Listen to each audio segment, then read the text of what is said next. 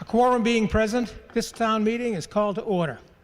First, I have to apologize. I have a bad cold and my voice is a little scratchy and hoarse. I'll try to speak up. Second, at the April meeting, I felt that some of the amendments, particularly the smaller ones, the so-called friendly amendments, got a little out of hand and meanings were being changed without us realizing it. Tonight, to make it easier, all proposed amendments, regardless of how small they seem, will be voted upon. Third, I now call on town meeting member Nancy Doctor for a moment of personal privilege. Ms. Doctor.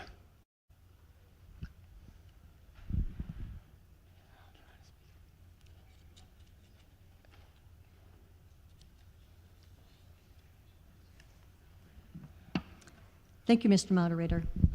Good evening, fellow town meeting members. Our colleague, Bill Brown, has retired from public service. While Bill has served on a numerous number of boards and committees here in the community, I'd like to use my personal privilege tonight to acknowledge his long-term service to us all. There are places I'll remember all my life. Some have changed, some forever, not for better. Some have gone and some remain.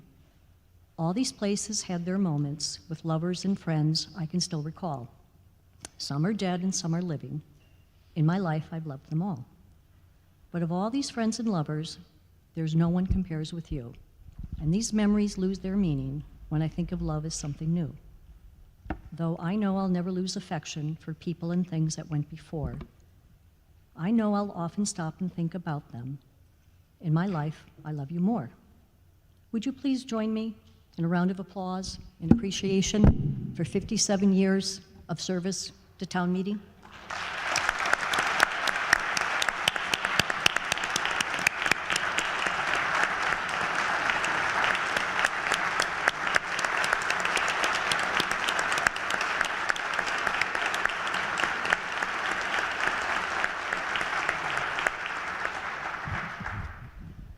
Thank you very much.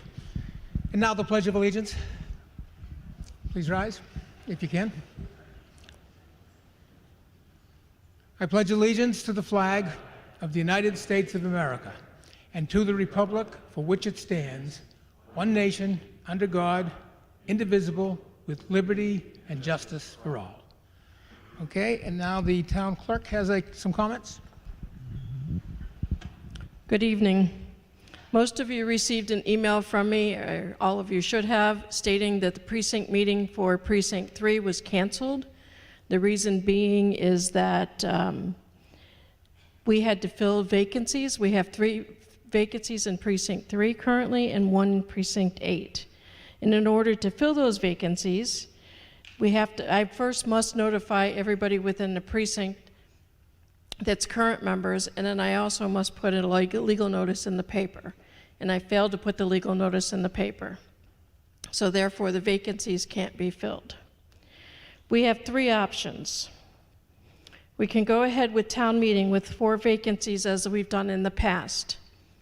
That's 1. 2, we can delay town meeting to post the legal ad and reconvene on November 18th at the earliest to fill those vacancies. I can put the ad in the paper tomorrow.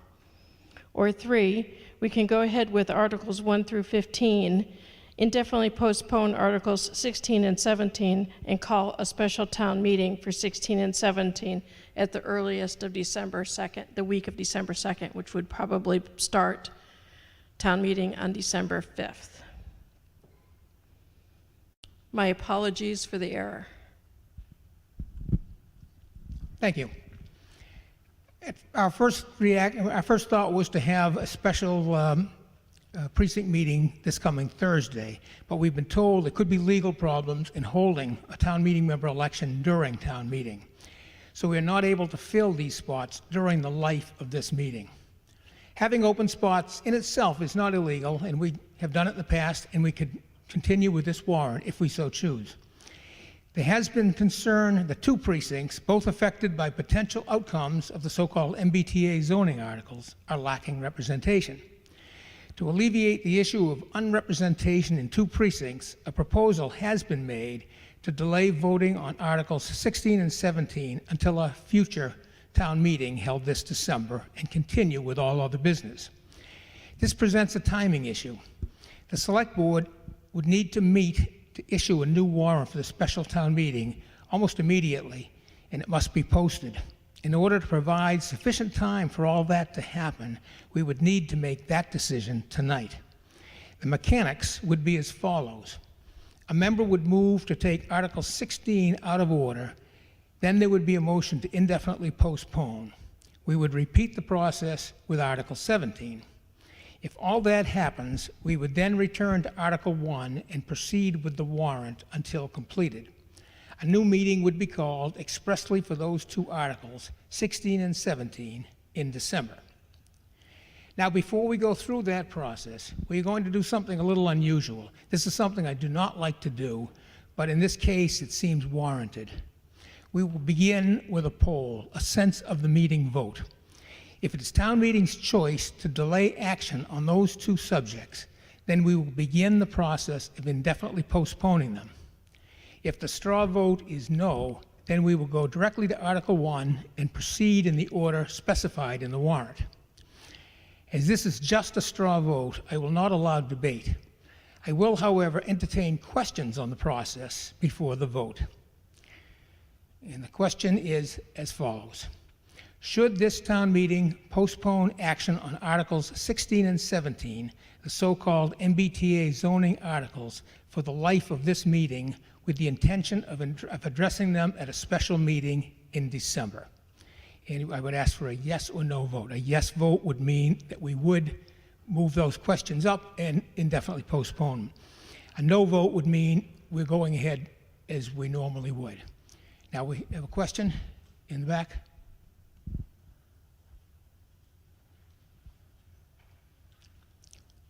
Mr. Moderator, John Arena, Precinct 1. You mentioned this is in your discretion, and as you've said, you didn't like to do it, but you thought tonight it might be appropriate.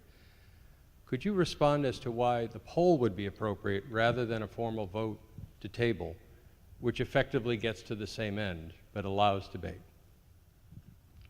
Well, to do that, we would have to go through a lot of work bringing those questions up forward.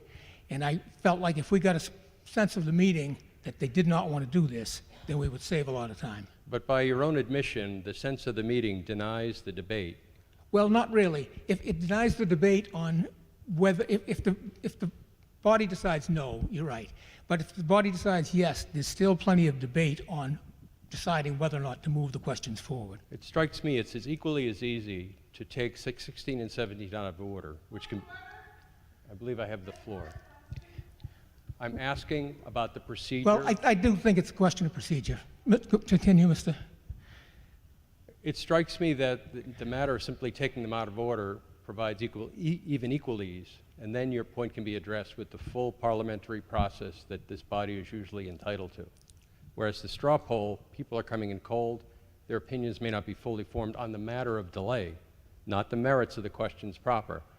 And having a somewhat longer discussion may get you a better outcome than you might otherwise get.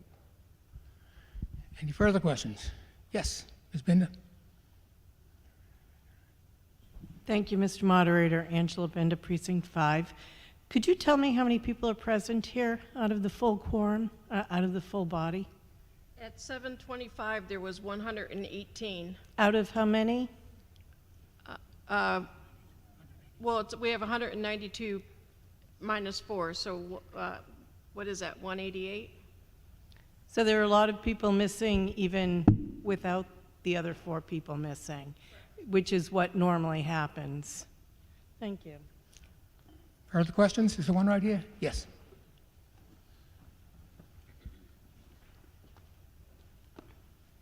Thank you, Mr. Moderator. Tara Gregory, Precinct 2. Just a question on the poll. Is it going to be a simple majority, or is it require a 2/3 vote for the discussion to be tabled? Simple majority. Okay, thank you. Mr. Bocci?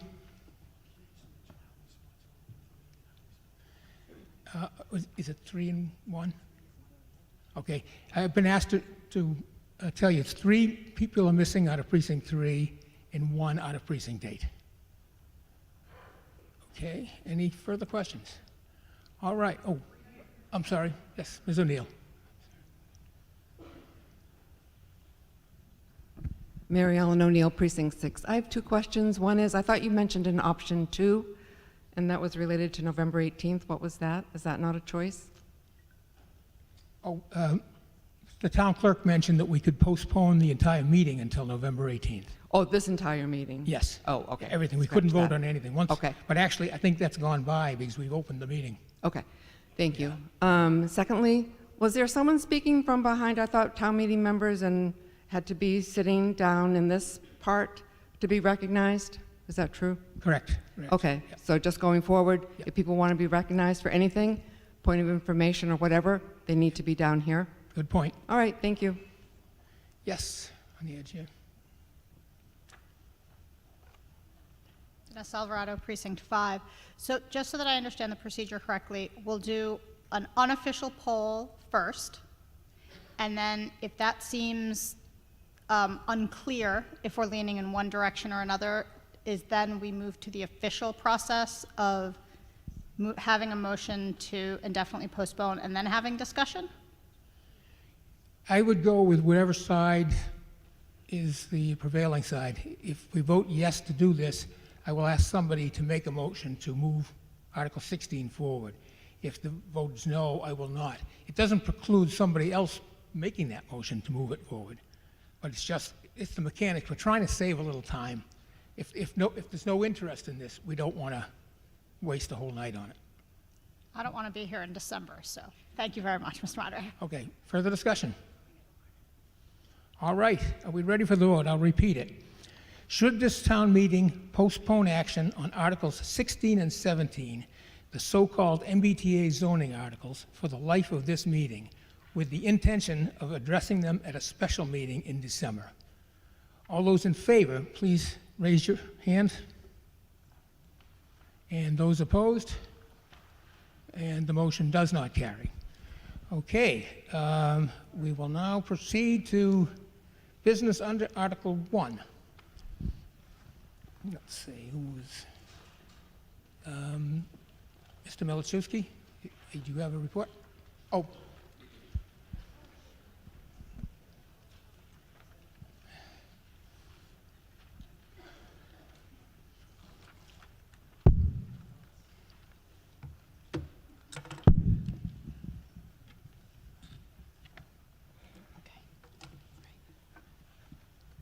So much for standing with me. Just kidding. Thank you, Mr. Moderator. Fellow town meeting members, Dr. Milichewski, I want to introduce some members of our team. Dr. Milichewski, we have Joe Huggins, Superintendent, Joe Huggins, Director of Facilities, Pat Tompkins, who is the Vice Chair of the Killam School Building Committee, and the Chair of the Permanent Building Committee. My name is Carla Nazaro. I am Precinct 1. I'm the Chair of the Killam School Building Committee. Thank you for giving me the opportunity to give a quick update about where we're at with the project.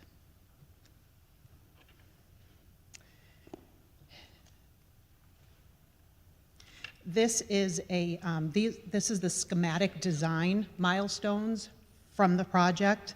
The top row of dates represents weeks and not specific days.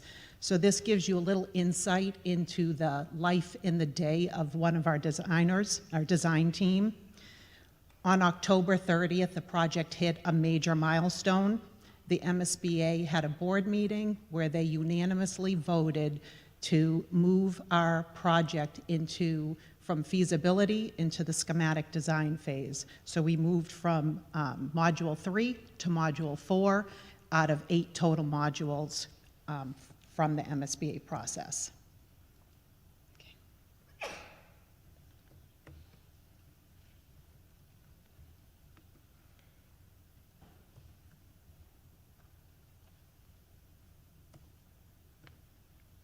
Mine's not going.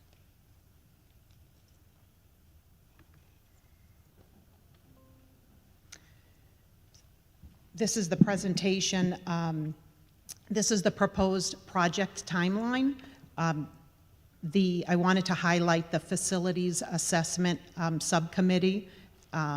This is the building design right? We had to go to this committee for the MSBA and they wanted to determine if our design meets our educational programming needs. So we had that meeting. We have an educational leadership team working group, and that's we have a number of different working groups on our committee, and we work outside of our school building committee meetings and then bring the information back to the main board, and that's when we vote. So we did very well with that presentation. They were very happy that we were meeting the educational programming needs with our design. We will be, and we've already started even though the MSBA just voted us into the schematic design phase, we as a project had already started into that phase. We will be coming back in the spring to town meeting for a vote of this body, to be followed by a debt exclusion vote if it passes, debt exclusion vote for the town. We are nailing down those dates at the moment, but most likely it will be a special town meeting in the spring. So we've had community meetings. We had 2 recent community meetings on site and community use and on traffic, which seems to be the hot topic. This is a proposed layout that we have right now of the project. It's ever-changing. You can see that there's parking on the site. You can see around the perimeter of where the teacher's parking lot is, there are a number of different spots. There's a number of spots for pickup and drop off. So we'll be pulling a lot of those cars onto the site, which will help with the traffic in the surrounding area. You can see the proposed building, and you can see there's a dotted line overlay to the left of the building, and that's the existing building. So you can see it's a really tight site. Our owner's project manager, our OPM, has been talking a lot at the moment and working on the site, the laydown areas in the site, and the sequencing of the site. I put this slide in here because it shows that we're ever changing what we're putting out there. The designers are constantly listening to us and modifying their designs. So in this site proposal, in one of our community meetings, we were talking about not taking away things. So we have, on the existing Killam site, there's a softball field or baseball field, and the town has asked for more field space. So we feel like we could fit a U10 soccer field on the site without taking anything away.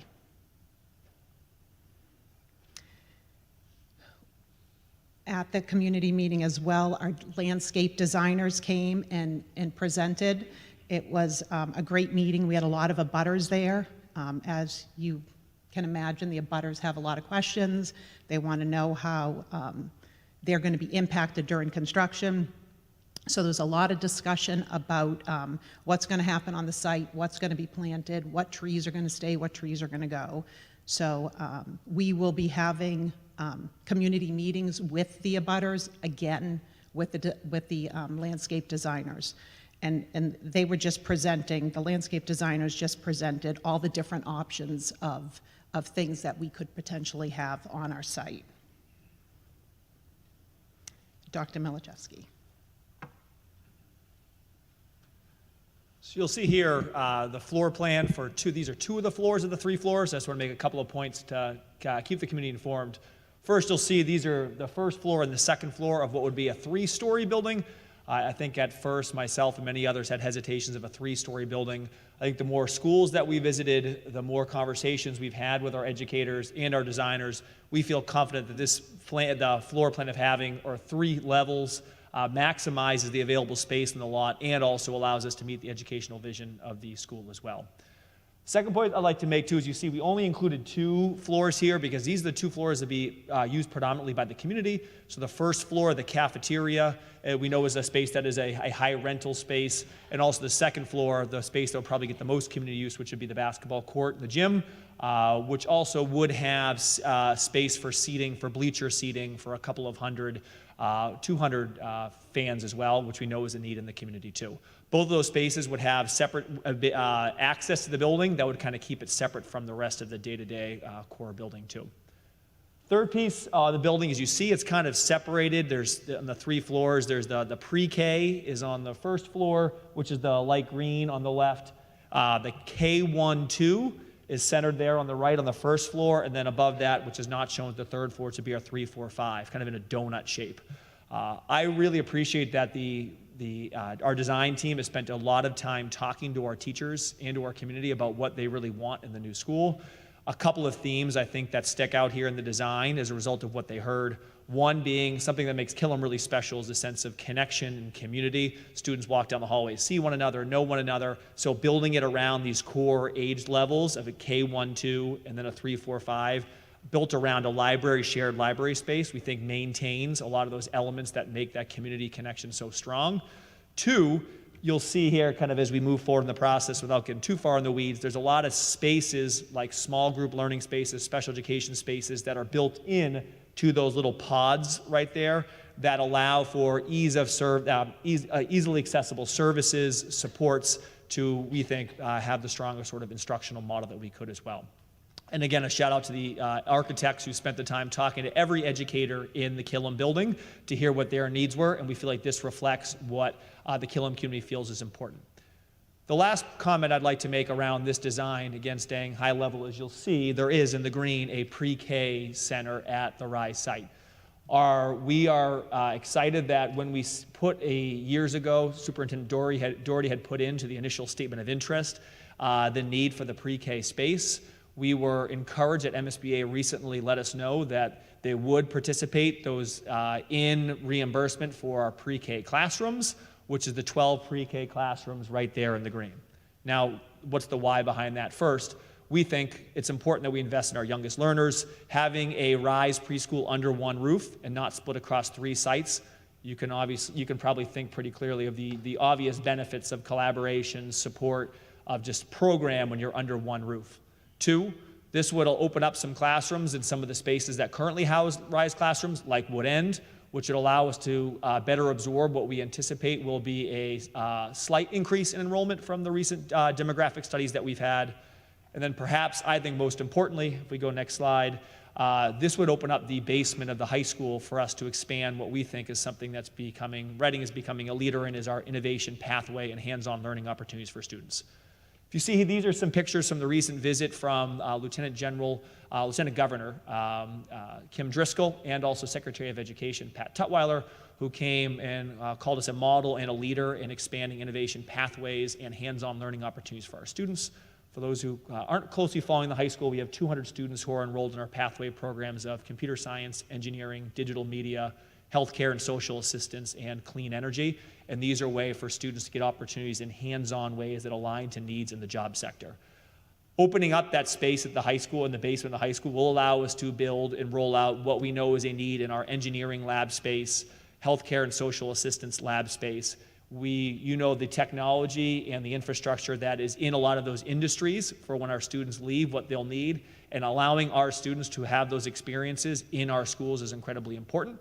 We have some of that, but opening up that space will allow us to really expand what we think is the exciting and innovative and much needed programming for our students. So as you saw the floor plan, it was really important that we had, first and foremost, a model that met the needs of the Killam School community, and we feel like we've been able to do that, but also that this RISE model, given that MSBA will participate and reimburse for the 12 classrooms, this is something that is also brings great benefit to the larger Reading community and also especially the high school.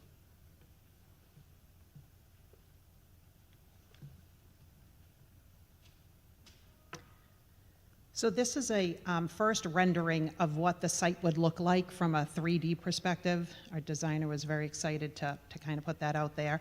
It was most likely not the final design that we're going to have, but it's just an idea of what it could look like. And as Dr. Milichewski said, some of the building is 2 stories high, some parts of it are 3 stories high. We are really pleased with the designer because of how they handled the building, the massing and scaling.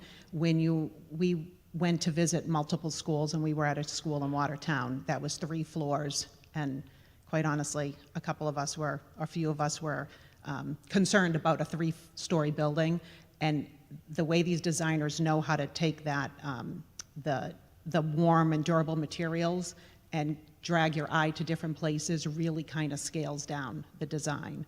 So, and then they know how to jog the buildings in and out to make it really flow well. So we feel really good that this design will complement and fit in nicely with the community. And then the funding update. So the MSBA has certain requirements for funding, and they require that we look at different options. So for example, option A is to upgrade and repair the existing building. So we had to look at that. We had to look at a renovation addition option as well. I can't even remember, we had a whole number of designs that we sorted through. These were the 2 that that the designers kind of brought forth, that we showed most interest in.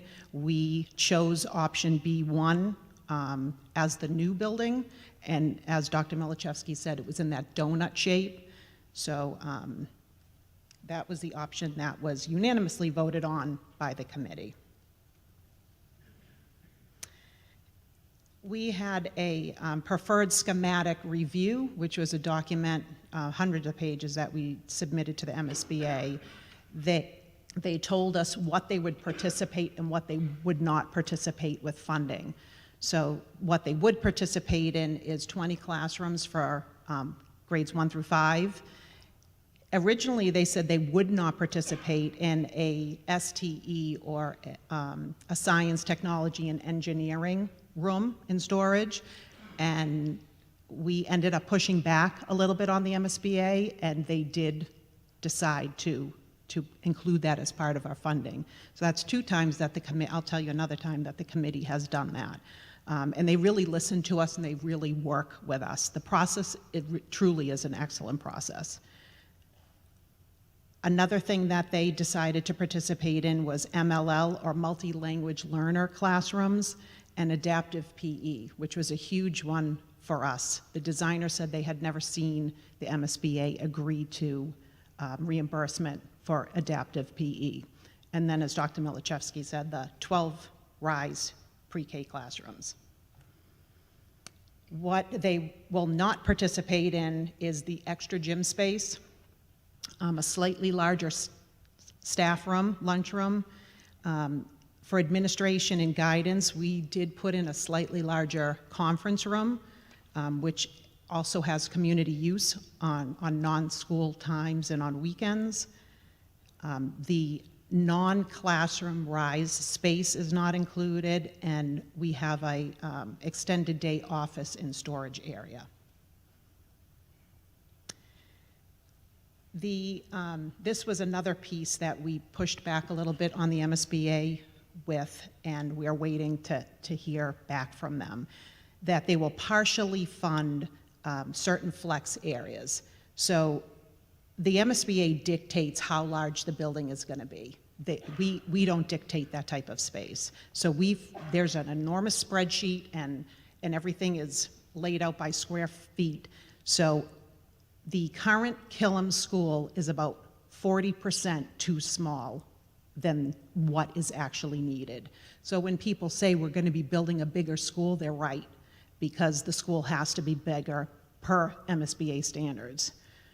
So, for example, in classrooms for grades 1 through 4, each classroom is allowed to be 1,000 square feet. We've pulled some of that space out and put it in the front or in the hallway in front of that classroom as a front porch, which this came out of our educational visioning, and we presented this to the MSBA. It's a nice space if you picture a classroom with windows in front. with an area that's kind of sectioned off. The teacher can see the students working with adults in that front porch area. So we are pushing back with the MSBA. We're hoping to hear back from them to see if they will participate in additionally in that space. Next steps, on a November 20th, we have a big decision to make on our HVAC systems. On December 2nd, at our school building committee, we're talking about, we'll get an update on schematic design. We have a community meeting. Our next one is on December 9th at the library on sustainability.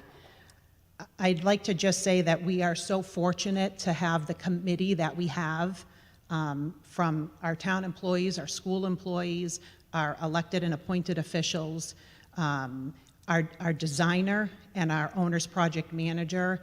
We have a lot of faith in them. We're really lucky to have them on our team.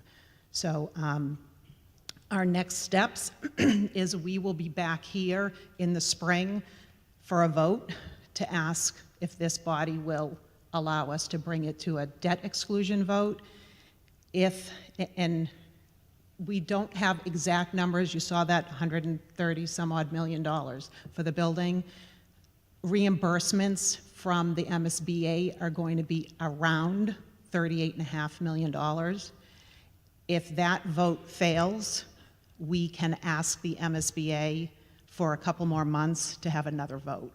We cannot change the design at that time. We have to go with our existing design. And if it fails again, then we're out of the program. So buildings that don't need to be in the program are not in the program. So you have to have a building that really needs attention to get into this program.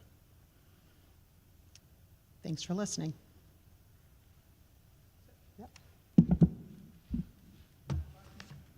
Mr. Bocci moves that we lay the substance of Article 2 on the table. Is there a second? Second. All those in favor, please raise your hand. Those opposed, motion carries. Article 1. Article 1 is laid on the table. Article 2 is instructional motions. We generally defer this to the last night. Mr. Bocci moves that we lay the substance of Article 2 on the table. Is there a second? Second. All those in favor? All those opposed? The motion carries. Article 2 is laid on the table. Article 3, Ms. Angstrom. Thank you, Mr. Moderator. Good evening, town meeting members. We're going to start with some financial updates before we proceed to Article 3. So the first slide here shows our certified free cash at just under $19.3 million. We have two proposed uses this November town meeting, Article 4 at $376,000, Article 13 at $150,000, leaving us with just under $18.9 million of free cash remaining. Then we have stabilization funds that are just shy of $2 million and $200,000 of FinCom reserves, which represents 17.2% of our net available revenues. This slide shows our free cash and our stabilization in blue, actuals, and the red is the 7% minimum reserve required by FinCom. And you can see that, we are in line with that, we're compliant with that 7%. We do project out fiscal 25 and 26 using a regeneration of $3 million in fiscal 25 and in fiscal 26, and use of free cash at $6.33 million for fiscal 25 and $5.8 for fiscal 26. This slide shows you free cash used as compared to free cash regeneration. The blue line is our free cash used, and the red is our favorable regeneration. Free cash is regenerated in two ways. The first is collecting more revenues than you projected, and the second is spending less on expenses than you expected. The combined is your regeneration. So you'll see in most years our regeneration is higher than what we use, but in recent years they seem to be very much in line. This slide shows our authorized but unissued debt. We had 4 debts that were unissued at the beginning of fiscal 25. We have not issued any debt in fiscal '25, so it's 5.92, which is authorized and unissued at this time. Do you want to just go to Article 3? Okay, I'll proceed with Article 3. The purpose of this article is to amend the capital plan. Anything approved under this article does not authorize funding, but just amends the capital plan. We have fiscal '25 with changes of over $2 million, $2,052,000. And I would explain that we typically use 5% of our operating budget to cover debt and capital. So we determine what that 5% is, then we determine our debt service, and then whatever remains is what we spend on capital. When we approved the fiscal '25 budget, we expected to have borrowed for Birch Meadow Phase 2 and the Haven Streetscape project, neither of which did we borrow for. So there's savings of $721,000 of debt. So in order to keep in compliance with that 5%, we've added some additional paving and sidewalk work because our money isn't going as far with inflation. And then also when we approved the Birch Meadow Phase 2, the design work was buried in the authorization. So we're pulling out that 245. The other item that's noteworthy is that we are looking to amend the capital plan for the price of the Fieldhouse floors and bleacher. It's $1.3 million higher than we originally had it in the capital plan. For fiscal '26, there's a net change of $15,000 for the general fund, various things being moved. In fiscal '27, various changes and beyond are being made.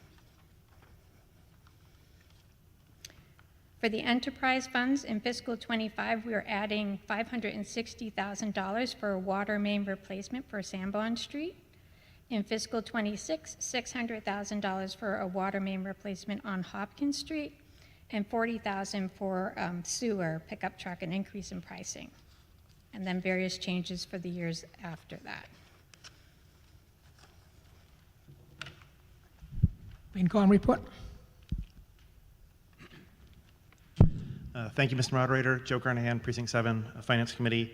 At our meeting on October 9th, 2024, the Finance Committee voted 8-0 to recommend making these changes to the Capital Improvements Program. Thank you.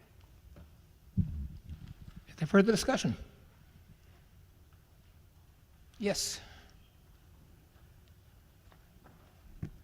Thank you, Mr. Moderator. Charles Stanley Moran, Precinct 7. I'm very supportive of maintaining the condition of the sidewalks, so I'm pleased to see an increase in that funding.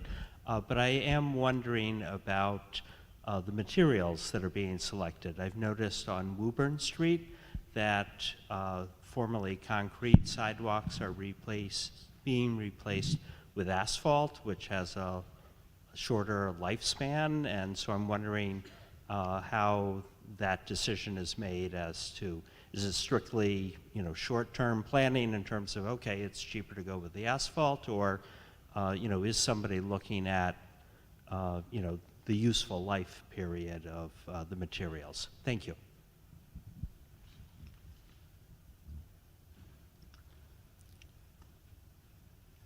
I think the DPW director may have some answers to those questions, so I'll ask Chris to come up briefly.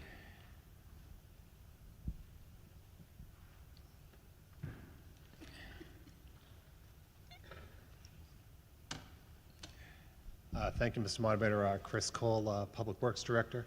The sidewalks on Woburn Street were already asphalt to begin with. And when we put choose concrete versus asphalt, a lot of times we'll put down the same product that was there, but just so town meeting is aware, concrete is probably at least twice the cost of asphalt.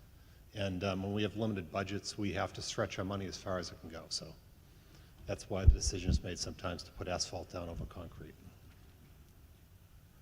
Further discussion? Yes. Ms. Binder? Angela Bin, Precinct 5. The $1.3 million for the Fieldhouse floor and bleachers, we will be voting on that, right? So Article 15. we just need to do this to put it into the capital plan, and then there'll be a discussion on whether or not to actually. Exactly. Further discussion? Mr. Sasso. Thank you, Mr. Moderator. John Sasso, Precinct 2. So I just want to make sure I heard you correctly. So with these changes, and I realize the debt is, obviously you'd only incur the amount for the year, we're still within the 5% because of some other expense that got moved out? I'm sorry, I just wanted to make sure I heard that correctly. So there were two projects that we didn't end up borrowing for, so we won't have debt service in fiscal '25, a reduction of $721,000. You'll see it on the next article, but that's why we're increasing our capital to get to that 5%. Okay. All right, great. Thank you. Further discussion? None appearing? Are we ready for the vote? All those in favor, please raise your hand. Those opposed? And the motion carries. Business under Article 4. Ms. Angstrom. Thank you, Mr. Moderator. The purpose of Article 4 is to amend the fiscal '25 capital budget. You'll notice on the slide there's a number that is highlighted because the number is different from what it was in the book when you received it, and I'll explain. So that first line there is for capital, and normally it's just whatever we made for changes in the prior article for capital. However, one of those items was for $1.3 million, and it will be addressed under Article 15 as a debt authorization. But the reason this number changed is last November, we had approved $130,000 from Parker Roof to go towards some additional cost on a fire engine. Unfortunately, they failed to encumber those funds and they closed to free cash, so I'm just asking for that money back out of free cash so that they can receive the fire truck. Their debt authorization is going down by $721,000, as I mentioned. The vocational schools, we do that based on estimates, but actual enrollment was a little bit different, so we need an additional $10,000 for that. For FinCom reserves, we asked FinCom for another $135,000 for some DPW trucks that we ordered in a prior year. We had the order on with a manufacturer, and apparently there was a fire at the manufacturer and they canceled 40 orders, including the order for Reading. So when we went out to other manufacturers of that truck, it was more money. So FinCom gave us that $135,000 out of reserves. We're looking to replenish the reserves so they have the full $200,000 in case there's any more unforeseen. You'll also see throughout the slides attrition and retirement savings. So I'd asked department heads that had some savings from retirements and attrition if I could take that savings over to finance to fund a part-time position going to full-time. A couple years ago, we took over full responsibility for the town's budget with no additional staff. Over the last 9 months, we've had a part-time person, but it's still impacting our timelines on our deliverables, and so we're looking to bring in a full-time position. Property and casualty came in under budget, so I reduced that by $25,000. Technology is looking to move a cloud migration a little quicker than we expected, and they're looking for additional overtime at $10,000, as well as some security upgrades at $25,000. We are the host community of a regional housing with 2 other communities. We're looking to add 2 more communities, and that's going to increase our cost by $30,000. However, we bill all the other communities for their share, so our revenues will go up as well. Veterans assistance is trending lower than budget, so I took $20,000 from there, and the finance position, as I spoke of, the increase.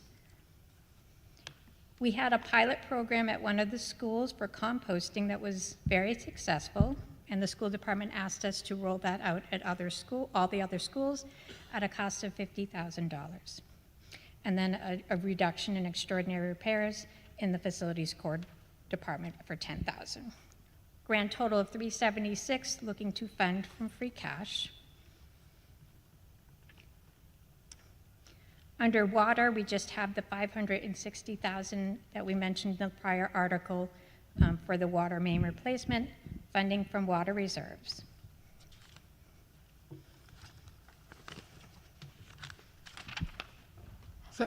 FinCom report.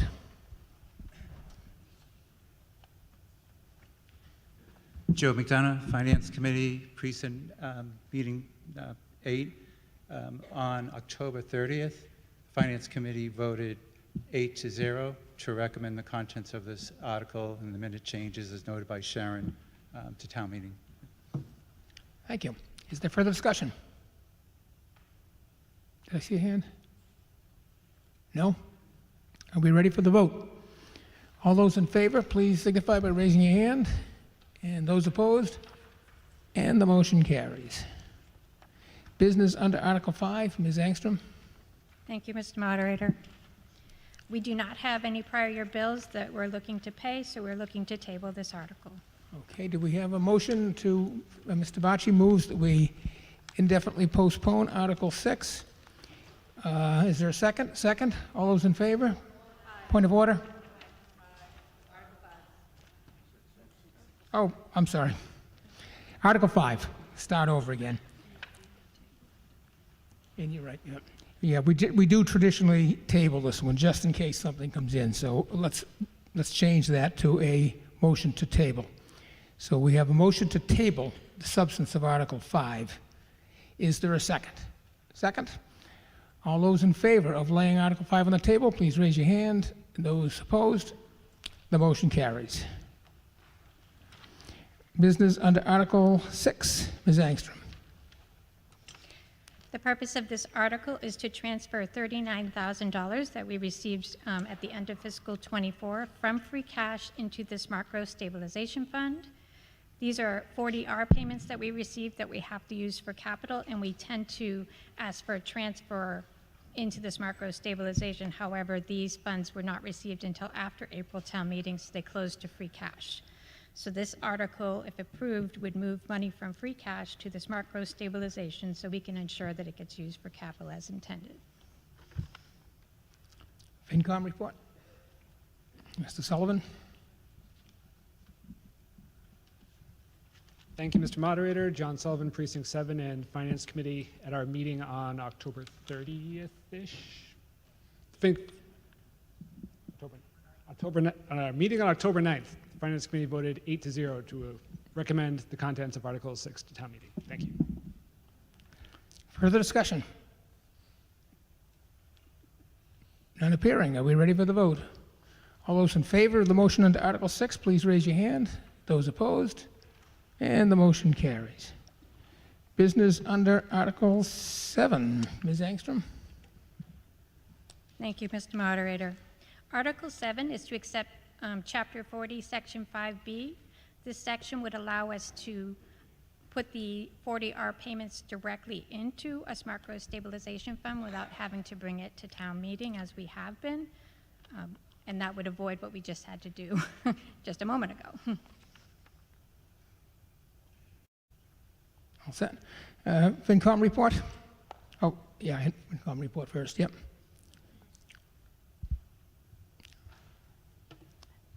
Thank you, Mary Ann Downing, FinCom member and Precinct 4 town meeting member. At our meeting on October 9th, 2024, FinCom voted 8-0 to recommend this article to town meeting. And the bylaw report. Jason Clark, Precinct 4, Vice Chair of Bylaw Committee. On October 24th, 2024, Bylaw Committee voted 5-0 to recommend the contents of this article to town meeting. Okay, is there further discussion? None appearing. Oh, do we have a question? No. None appearing. Are we ready for the vote? This requires a 2/3 vote. If it is unanimous, I will declare it as such. If it is not, we will take a standing count. All those in favor of the motion under Article 7, please rise. Please raise your hand. And those opposed? I see no hands. I declare it unanimous. Okay.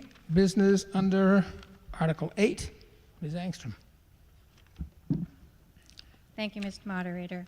The purpose of this article is to transfer $87,157 of opioid settlement funds that we received in fiscal '23 from free cash into a special reserve fund for opioid settlement funds.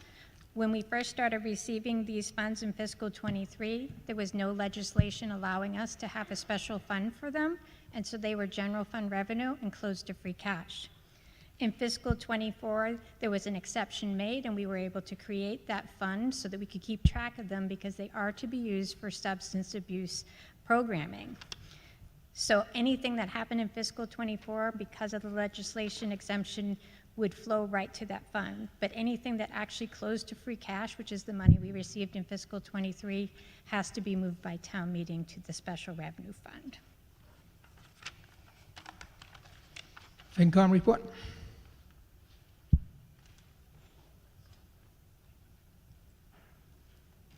I, Mark Zarrow, Precinct 1. On October 9th, we voted 8-0 to recommend this to the town meeting. Thank you. Is there further discussion? Yes, Mr. Arena.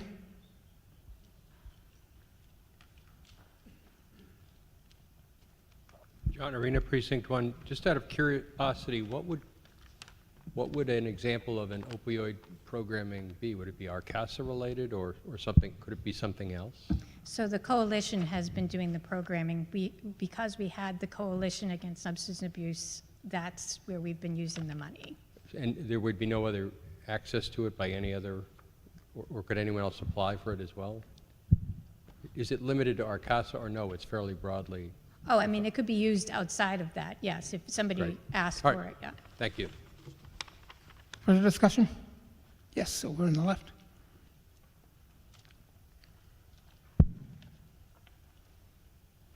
Martha Moore, Precinct 8. I'm just curious, the number on there says 81,000, and the number on the slide said 87,000. Which is the correct information? Thank you. I believe it's the 87,157. Further discussion? Are we ready for the vote? All those in favor of the motion under Article 8, please raise your hand. Those opposed? And the motion carries. Business under Article 9, Mr. Cornelis. Thank you, Mr. Moderator. We're going to ask that the substance of Article 9 be postponed indefinitely. We will bring it back in April. We are working on some funding solutions for this article, and we'll have a clearer picture in April how that will go. So we're just asking for it to be indefinitely postponed tonight. Okay, so Mr. Bocci moves that we indefinitely postpone the substance of Article 9. Is there any discussion on that? Oh, do we have a FinCom report? Oh, second, okay. Okay, is there further discussion? Not appearing. All those in favor of indefinite postponement, please raise your hand. And those opposed? And the motion carries. It is indefinitely postponed. At this point, Mr. Wise asks that we move Article 15 out of order to make sure that everybody that can present on that is here tonight. So we have a motion to move Article 15 to next in line. Is there any discussion on that? All those in favor of that move, please raise your hand. Those opposed? And the motion carries. Article 15 is next. So, Mr. Milichewski.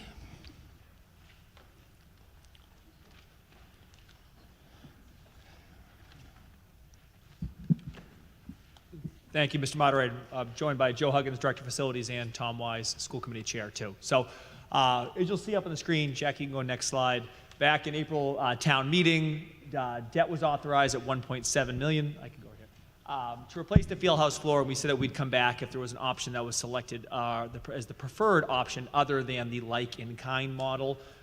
So we are here tonight as we, through the design process, have come up with what we believe is a better option in terms of primarily safety and durability for our community. So to give a little bit of context just on the use of the Fieldhouse, I know many of you here probably use the Fieldhouse throughout the year. It is something that every day from 8 a.m. to 9:30 p.m. is used, whether that is students during the day for class, whether it's after school for athletics, in the evenings for rentals, or on Saturdays and Sundays for rentals. It is something that is always packed with activities. On a typical Saturday or Sunday in January, February during peak season, Reading Rec estimates that there's about 500 or 600 young athletes using the Fieldhouse floor for basketball primarily too. So obviously as tonight we are talking about shifting the floor, want to just make sure the community has in mind just the impact, the amount of students and community members that we are talking about as well. Go next slide. So as we went into the design process, we looked at three primary options. One, a wood maple floor. Two, a foam back vinyl surface, which is what we have right now. And then the third option, which is a little bit below on that list, is the LumaFlex option. So Joe Huggins is going to come up tonight to speak a little bit about the design process and sort of why we arrived at the wood maple as being the preferred option for us as well. Mr. Huggins. Thank you, Mr. Moderator. Like Tom said, originally when we asked for the $1.7 million, it was to replace the floor in kind with what we have out there right now, which is a vulcanized rubber track surface and foam back vinyl for the center court, including replacing the bleachers. I believe it was last year we told this body that we might be coming forward with other options, higher performance solution for the Fieldhouse, and what came up was replacing the center court with maple hardwood flooring. And in order to do that, it presents a design and construction challenge, because right now the floor is level on the slab, and in order to install a maple floor, we need to depress the slab down around 16 inches and then build it back up to 4 inches below the actual slab itself to level it off with all the surrounding surfaces. So that also increases the scope of the job and the cost of the job doing that. The bleachers that are out there right now are original to the building. They were installed when the Fieldhouse was built. They're a wood bleacher that are not ADA compliant, and what we are going to propose to put in there is a new bleacher system that's ADA compliant with a maple hardwood floor. We even took the process one step further and looked at, what if we don't depress the slab? What if we build the center court up and the floor up on top of the slab? Well, that created issues with all the transitions to the 17 or so doors that go out into different areas of the Fieldhouse. So that quickly came off the table. It would never work for the playability, cross court and all that. So that's why we went back to the depressing the slab with the maple. We did look at another option, which is a synthetic hardwood floor, which performs very similar to maple, but we could not find a solution out there where we would be joining the flooring system to the vulcanized rubber track surface. We did find several communities that had the maple flooring going up against vulcanized rubber, and we did not want to be like one of the first people to do that. So we wanted to know that we had a good design that would work and last for years to come. So that's where we are right now, and that's really the reason why we're asking for this increase in the money to do it this way. The project will, if everything goes through, we're going to be going out to bid sometime in January, I believe, early January, and we will be under construction as soon as graduation ends. And we'll have that Fieldhouse under construction for all of June, all of July, all of August, and hopefully turn it back somewhere in September, we said? September, and be ready for the playing season. So that's where we are. I'm going to take a couple of minutes to just talk you through like why the wood maple would be the preferred option. A couple of points I'd like to make before I do that. First, I'd just like to thank a couple of groups and organizations who I know are here tonight who have also been advocating for a year, at least I can say since I've been here for the last 4 years for this. This is both Reading Rec, our athletic department and coaches, Friends of Reading Basketball, and Friends of Reading Volleyball. So appreciate your continued support and advocacy as well. I think the summary argument being we believe that the wood maple option is by far the safer surface for our student athletes, and also in terms of durability provides significant value as well, which I'll get into now. So you see on the slide, you just go previous one real quick. I'll talk through the next slides pretty quickly here. You'll see we kind of bucketed the arguments for the wood surface in two major categories, one being safety, which we think is the primary argument, and then two, other factors which we've kind of put in a bucket of quality factors as well. So if we go first on safety factors, the research and evidence is pretty clear in terms of comparing a maple wood surface versus a foam back vinyl surface in terms of safety. I appreciate the work that we've been able to do closely with FJ Roberts, Sports Surface Consulting in Wilmington, who have helped us with a lot of this research. But also, if you go out and kind of do this research on your own, it's pretty clear and compelling evidence in terms of this being the safer type of floor. So a couple of reasons why. First, The first factor around looking at sort of the safety of the floor is the shock absorption. You'll see there sort of the ideal surface, about 50% absorption. You can see the significant difference between a foam back vinyl surface, which is, in the low 20s to low 30s in terms of percent of shock absorption, which then on a wood surface gets you closer to that 50%. The research on this is around, this connects most closely to wear and tear injuries as well. So this is not the, the factor that ties most closely to predictors of a catastrophic, leg or knee injury. But again, we do have a lot of student athletes who are using the floor consistently, and those wear and tear injuries will come up more significantly on a surface that does not have sort of the appropriate level of shock absorption. Next slide. The second level kind of variable to look at in conjunction, especially with the shock absorption, is energy return. A lot of the work that we have read and F.J. Roberts has emphasized is a floor that has high quality shock absorption, also with an appropriate balance of energy return. They say that something like sand may have good shock absorption, when you land on sand, but obviously not great energy return, which makes it really difficult to sort of run and exercise on as well. Where compared to something like a wood surface, which not only has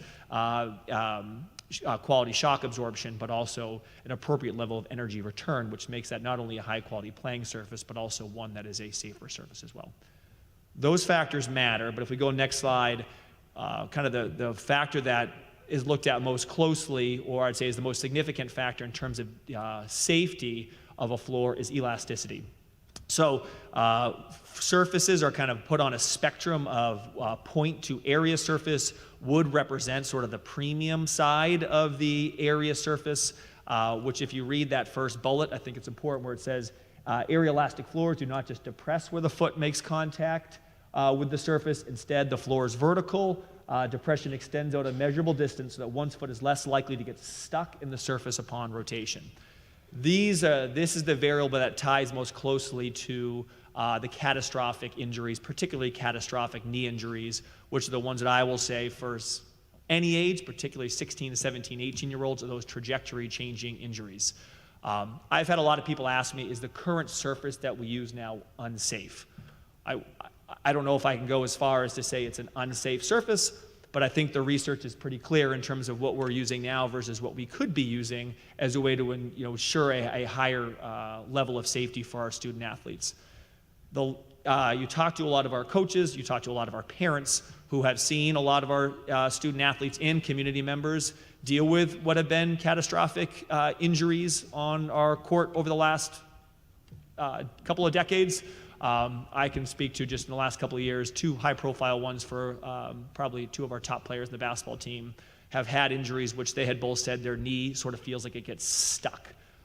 So for those of you who played on that surface, I think this is the variable that resonates most closely with those who use that surface every day, is that feeling that if we do not have a high-quality area surface that's considered area surface, there is a higher risk that a athlete's injury will get that stuck feeling, and we all sort of know the potential ramifications of that too. So to me, and I think to all of those who live most closely in the Fieldhouse, this is the factor that matters most importantly to us, is making sure that we can avoid those catastrophic career sort of changing injuries for anyone who participates. Other factors outside of just the safety factors that, again, I don't think are the primary drivers of this argument, but I think are important.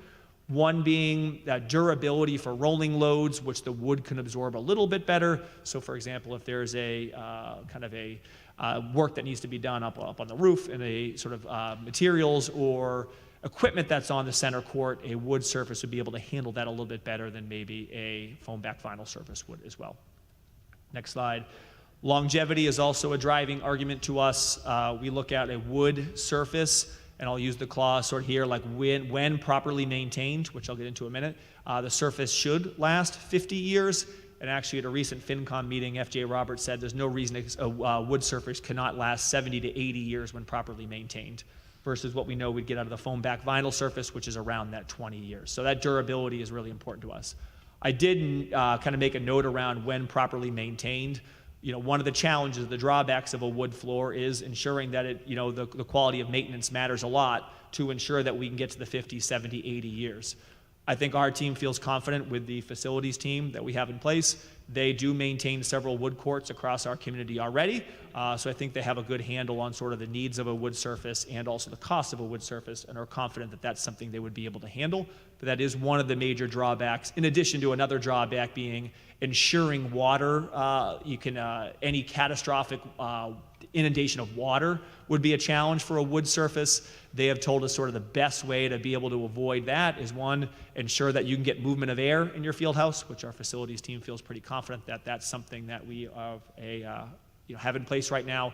And two, making sure that the installation is done really well, where we don't have any cracks or any issues right away off the bat that may make us more susceptible to any issues down the road as well. And then I think the third piece, which was interesting to us, was the wood surface is something that's sort of the standard, and I would think more of the norm in a lot of peer communities. If you look across the Middlesex League, out of the other 11 Middlesex 12 communities, 10 of the 11 have a wood maple surface or are in the process of installing a wood maple surface. This is what our student athletes are used to performing on, and I think in a community that takes great pride in its facilities, great pride in its athletics programs for both student athletes and for the community, this is something that is of the norm for other similar schools and communities as well. So Joe spoke a little bit on the why 1.7 versus 3, but again, while all of those arguments are important, we think, again, ensuring the safety of our students whenever possible is the most important argument that we can make as well. Okay, FinCom report.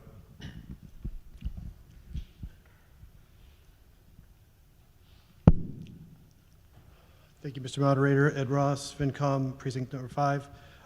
In our FinCom meeting, in fact, I think I've seen this presentation now 3 times. We heard, again, very similar presentation from Dr. Milichevsky, Director of Facilities, Joe Huggins, even Tom Wise, and even heard from the vendor as well. We learned, again, the scope of the risks and the plan to move forward. We discussed the traffic on the floor, the health of the students, and then the student athletes, our visiting athletes, the users of all ages that use it, the benefits of the material, the longevity of the new service, and the safety, again, of the students warranted the adjustment from the capital plan. And in the end, in our October 9th, 2024 meeting, FinCom voted 8-0 to recommend the contents of this article to town meeting. Thank you. Further discussion. Mr. Wise.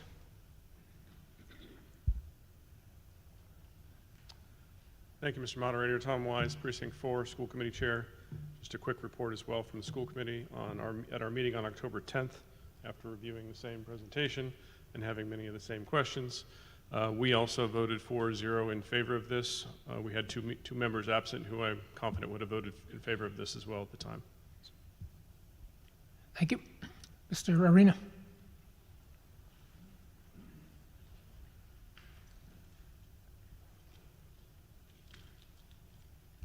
A couple of questions for Mr. Huggins. The comments on safety, the notes here describe that there'll be rubber surfaces that vary from 3 millimeters, or say 1/8 of an inch, up to 8 millimeters, or say 3/8 of an inch. How are those transitions done to avoid trip hazards? What's the plan for that? So the existing vulcanized rubber surface will be thicker, and it's going to be brought to the same height as the wood floor. And there will be a small seam, a caulking joint. It's usually heated to join the whole edge. Some districts that we went to actually used a metal expansion strip, which we're not going to do. Ours is going to be pretty much smooth right across. This says the areas outside the competition court will increase in thickness slightly. The range changes, it's almost a 3/8 of an inch difference, excuse me, 1/4 of an inch difference. Isn't that a trip hazard, or no, you're going to do it in a ramp fashion so it's not visible? Yeah, you won't notice it across. Okay. Across. Second question, you mentioned depressing the center floor to accommodate and then building it back up. So we need to, yep, go ahead. What's the plan for the cure to make sure you don't have humidity problems when you reinstall I assume that's all concrete you'll be putting back in? The slab is concrete, and we need to go down 16 inches to get to suitable soil, and then we're gonna have to compact it. We're gonna have to put new gravel down there, and then an insulating barrier, and then build it back up. So you'll have a moisture barrier under the floor. Yeah, I didn't mention one thing, is that the actual track surface itself is gonna get, any repairs. There's a couple of photos in there showing some of the track is cracked. You can see that where it's separating. There was no moisture mitigation done in 2006 when the floor was put in. So we're going to do that. Great, thank you. Further discussion? Yes, on the aisle. Oh, Mr. Berman? Yeah. Thank you, Mr. Moderator. Barry Berman, Precinct 6. I think it's a great idea. It's long overdue. Welcome to the 21st century. My one question, will we finally get a rocket logo at Center Court? Because that was embarrassing all those years. No one knew where they were playing unless they lived in Reading. Mr. Malachewski? I'm seeing people nod yes and telling me yes. To be honest, I hope yes, but our hope was tonight just to get through this piece and then move into that. The next phase does also include like where specific lines would go and things like that too, and we haven't. I hear that, so thank you. I'm with you on the idea, but I can't commit when we haven't had that conversation, but I think a lot of people are nodding on that, so. Thank you. Yes, Mr. Barnes?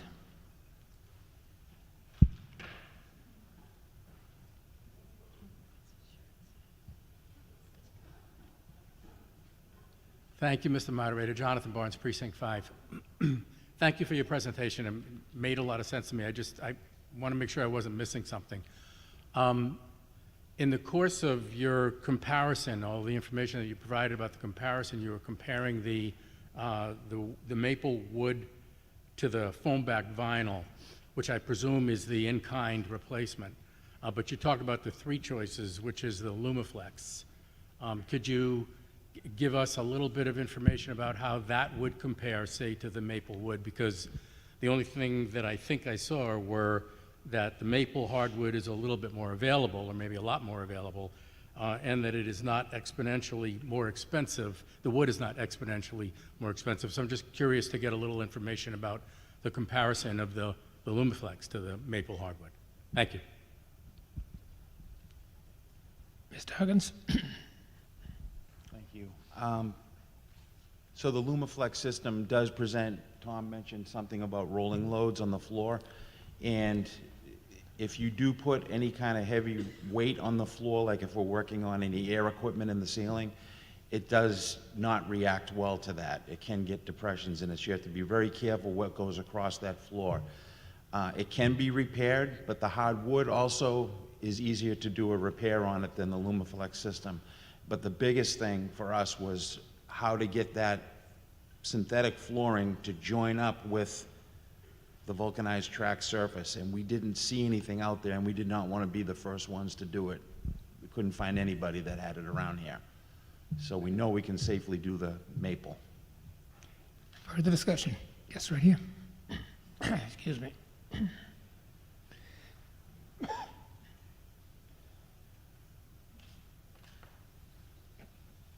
Thank you, Mr. Moderator. Tom Grant, Precinct 4.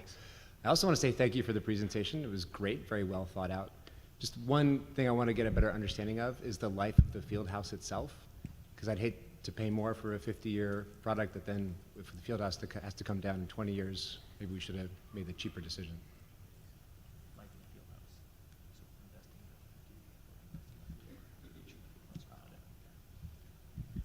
Okay. So most of the equipment in the Fieldhouse has been replaced in the last 10 to 12 years. It's got brand new lighting, all LED lighting out there. We will have new bleachers. I wouldn't imagine, other than normal maintenance and upkeep, this, sanding the floor every year and things like that, that building should last a very long time.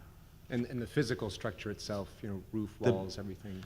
The roof system was replaced in 2006. We are constantly doing roof works on all of our buildings to keep them weather tight. So one of the things we're going to do this summer is we're going to spend some money and make sure that that place is sealed up as tight as possible before we go ahead and do construction.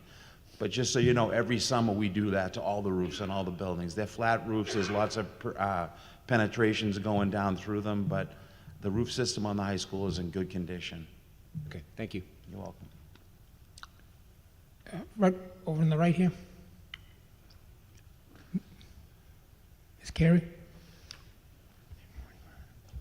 Hi, Megan Fiddler-Carey, Precinct 1. Just a curiosity question. I know we get rental income for our gym. Just curiosity, how is the rental income used and how does that contribute to maintenance or any upgrades like this? So great question. We are, actually last year updated our rental prices as well, depending on types of groups. That money all goes into a revolving account, which then is used for a variety of things, one of them being as well like routine maintenance on the floor as well. So we will look at with sort of the new floor, the new surface, should we also be going up in cost? I know we've had that question as well, but will you be using that sort of a lot of those funds for like smaller repairs, maintenances, things like that? And hopefully there's no need for any larger capital need. Anything else on your end? Yes.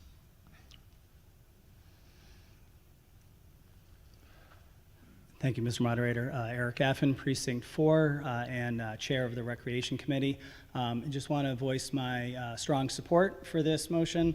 The Fieldhouse is used by not just high school students, it's used by middle school, kindergartners, elementary school students, it's used by adults for pickleball. Other adult groups rent the facility. And hopefully in the near future, we will have a program for wheelchair-enabled basketball. And again, that's yet another thing that the wood surface is going to be best for.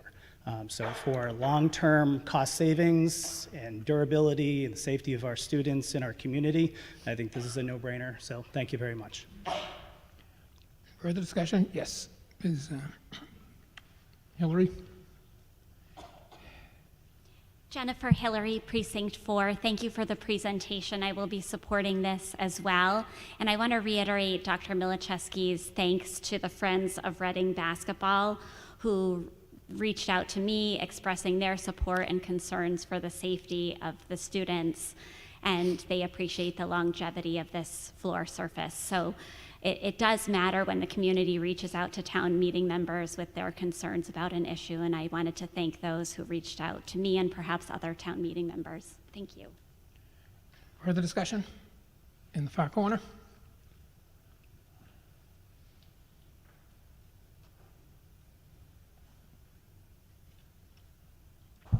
Thank you. Maureen Hurley, Precinct 3.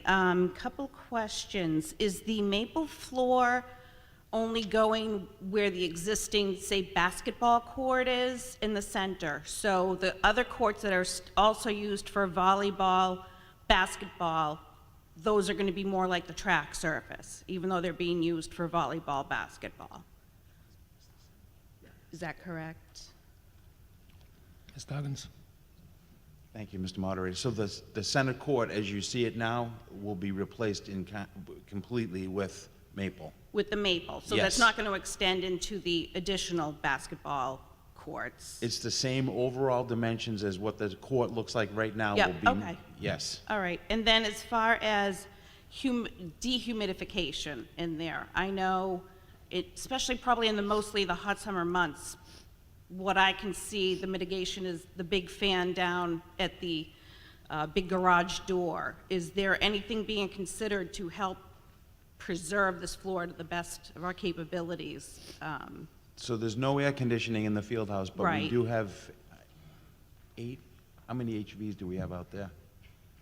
4 HV units that pull in fresh air, so we're constantly moving air in the space out there. Okay, all right, so has humidity been a problem except for underneath where it wasn't mitigated before? Yeah, Does that make sense? Because you're saying the measures weren't taken for moisture, right? Yeah, they Okay. didn't do moisture mitigation on the slab Right, itself. okay, but as far as what comes, As far as in- the field house itself goes, there's enough air moving in there. Okay, thank you. You're welcome. Further discussion? Yes. Mr. Herrick? Thank you, Mr. Moderator. So, I'm not going to be very popular here. This good things cost better, cost more, and they are better. I get that, and I can definitely see that this it's an excellent demonstration or presentation regarding the merits of this floor. I'm sure it's safer and better and all that, but I do kind of have this feeling that I feel like, I remember very distinctly the last discussion we had about this floor and whether it needed to be done at all, and there was quite a bit of discussion whether we needed to spend as much money on the stands and so on and so forth, and they were like, nope, this is really good, it's good for the students, it's good for the kids, it's good for the school, let's do this. And now we're coming back and seeing, not quite, but approaching a doubling in the cost. And I guess it's just kind of dismaying to me. We just heard earlier about a beautiful new school that we're planning on building that we're going to have to pay for, and it sounded like the math I was hearing is we're going to be on the hook for something like $90 million. I'm just feeling like, you know, the schools are kind of looking to us just to write blank checks here all the time to keep this stuff. This will be a great floor, and I'm sensing it's going to pass. I'm reading the room here, and it's going to be something we're all going to love. But it's dismaying to me that we're just always saying, let's do the absolute best thing, and we're not thinking about the people out there who might be looking at their tax bill saying, good Lord, what's going on right now? Getting to the money, if this is really a question, I think, for Sharon. When you went through the capital discussion earlier, and we talked, this first topic came up, the $1.3 million, the discussion was, this keeps us within the 5%, and I just want to know, in terms of our long-term budgets, are we really moving the needle on what we would have been spending by allocating this money? I know there were puts and takes in that amount, or is this really going to be a net increase to what we're looking at? Can you give me a little clarity from what this really does to our capital budget going forward? Ms. Engstrom? I'm not really sure what your question is. Can you repeat it? Well, you said that this keeps us within you said we have a 5% target, I believe is what it was? Mm-hmm. And you said this keeps us within that 5% target, or it seems, you said it gets back to, like, maybe we should always. Do we always plan in our long-term budget to be spending that 5%, even if we don't know what it's going to be for? So this floor, when I learned that they were going for the $3 million for this floor, I adjusted our debt service for a $3 million floor as opposed to the 1.7. So it's built into the budget I have for fiscal '26, but every year we do this 5%, and it's determined by what is our budget, how much is that 5%, what is the planned debt service, and then the remainder goes to capital. So it really becomes a matter of how are we going to spend that 5%? What are the needs of the community right now? Mhm. And are there any other things out there that are lurking in the underbrush that we should be talking about so we don't approve this and then approve a school and then find out there's some other thing that's going to come up and suddenly say, oh yeah, there's another $5, $10, $20 million out there we need to think about? Everything I know of is in the capital plan in some form.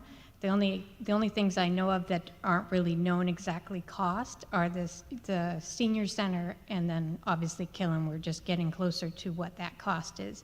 Anything we know of, we put in the capital plan as soon as we're aware.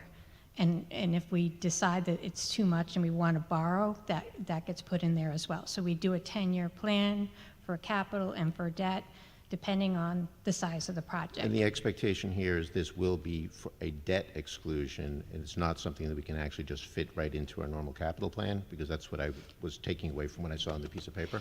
It's currently fitting into our operating budget with no debt exclusion. Okay, so are we going to be voting on a debt exclusion here later or not?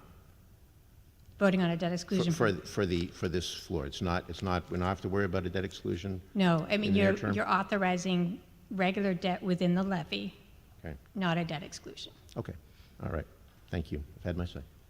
Further discussion? Yes, Mr. Struble. Thank you, Mr. Moderator. Jeff Struble, Precinct 7. This is mainly a question of curiosity, but what sort of warranties are being offered on this flooring, and perhaps is there a comparison with the other two that we're not going to be voting for? Is there a substantial advantage to the warranty for this one, or again, there may be a possibility you can't tell until you actually get an installer who will be hopefully guaranteeing their workmanship? What have you found out in your investigation about that?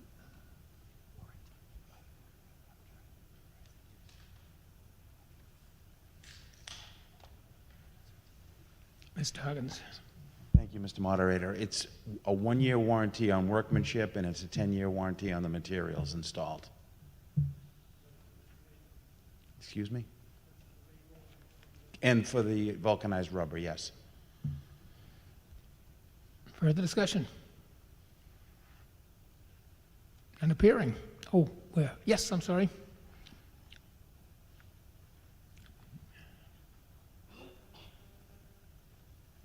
Kendra Cooper, Precinct 8.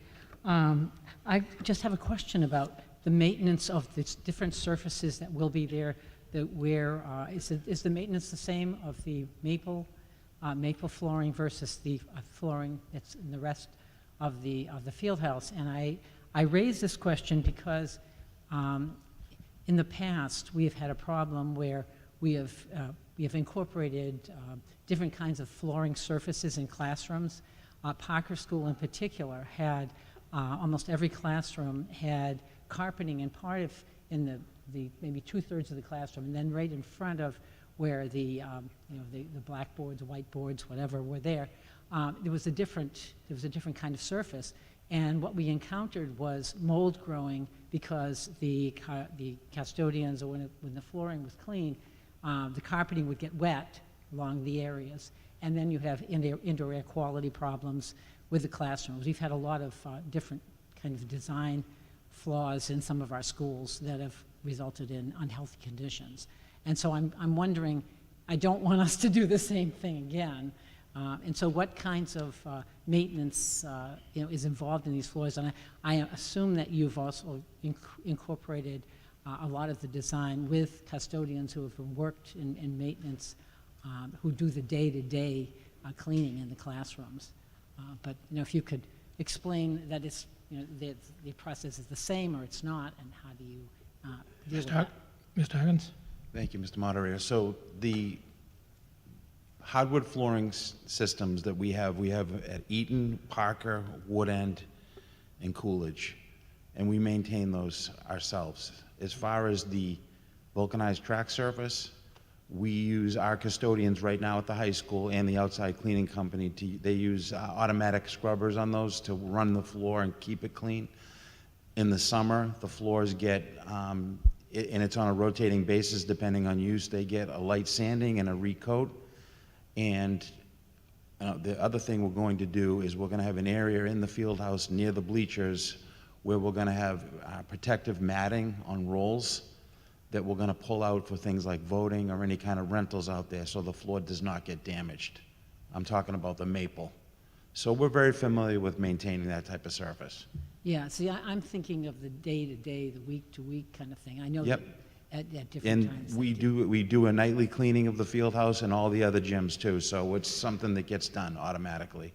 Yeah, it's a mistake that a lot of, not just Reading, but a lot of communities have. And I know when Ipswich High School was done a few years ago, they had the surface that they also used it sometimes for cafeteria work and ended up staining. It was horrible, Yeah. what happened. So I think sometimes architects are looking more at the image and they're not looking at the day-to-day maintenance that they have. Understood. Well, thank you. Thank you. Further discussion? Yes. Jeffrey Dietz, Precinct 5. Thank you, Mr. Moderator. My question is, I heard someone say that this will be put out to bid. What happens if we can't get anybody to do the project, or if it's going to cost like another $500,000 more than we thought it was going to cost?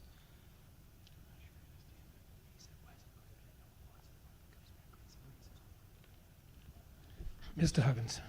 Thank you, Mr. Moderator. So we are going to go out for competitive bid, like I said, sometime in early January. And the reason for that, and the reason we're doing the design in advance, is so that we're hitting the bidding season correctly.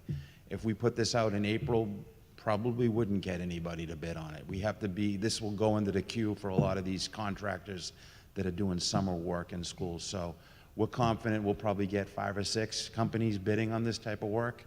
And then it's going to be based on the lowest, most responsible bidder. And there's a small handful of people that do this type of work.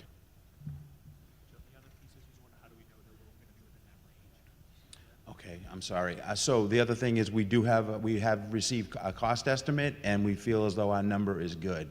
just so everybody knows that also. Doesn't answer my question.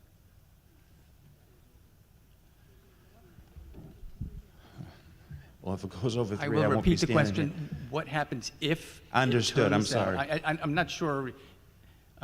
That's a conversation I guess we'd have to have with Sharon and the town manager if it did go over. Ms. Angstrom? Right. If the bids came in higher than the $3 million, we would have to come back to town meeting to discuss. We wouldn't borrow, we would just proceed to town meeting to entertain options. Okay, thank you. Yes, in the back.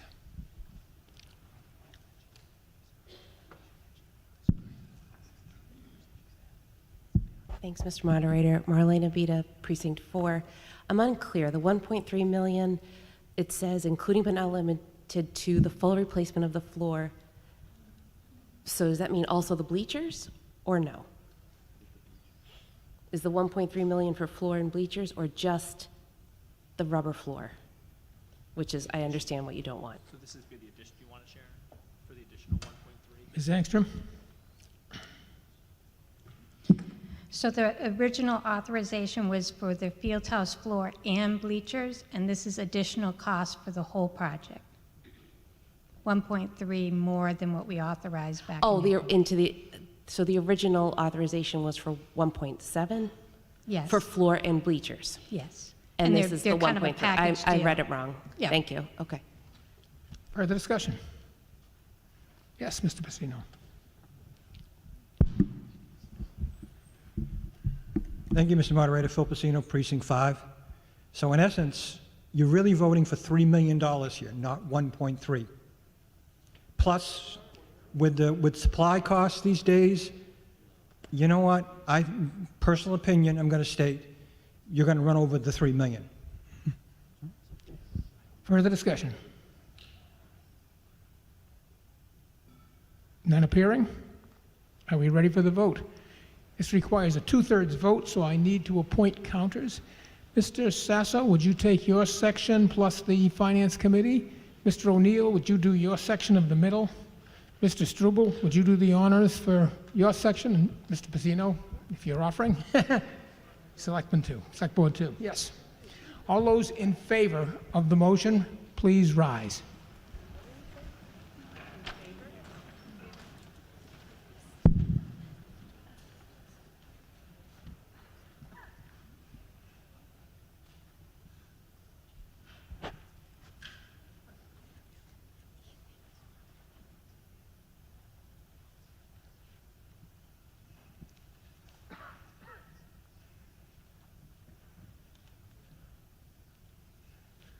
$31. 31. 32. 32? 36. Oh, excuse me, what? 46? 41. And 36. 41 and 36? Okay, got that? Okay, all those opposed, please rise.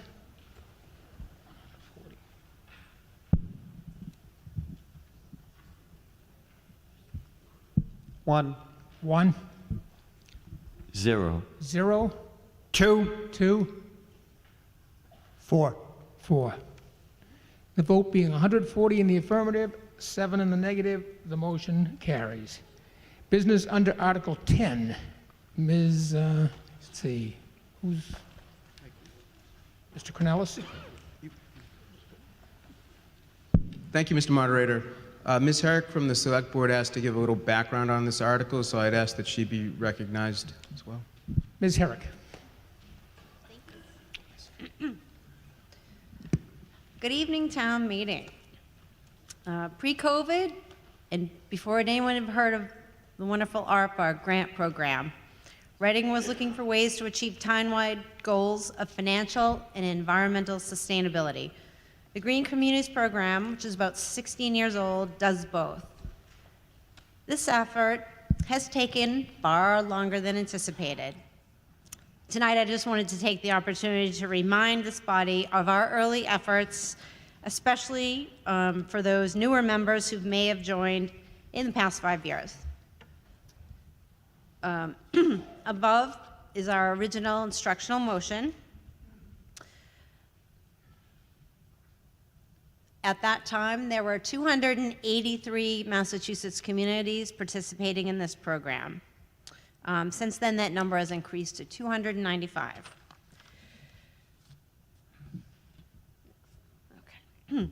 So after our positive vote in the fall of 2019, we then embarked on a $10,000 technical assistance project with MAPC and the Green Community staff to give us the path for moving forward. We met as a body in the fall of 2020, and we discussed in general the entire program. So some of this is repetitive, but again, if you weren't here then, it's worth repeating.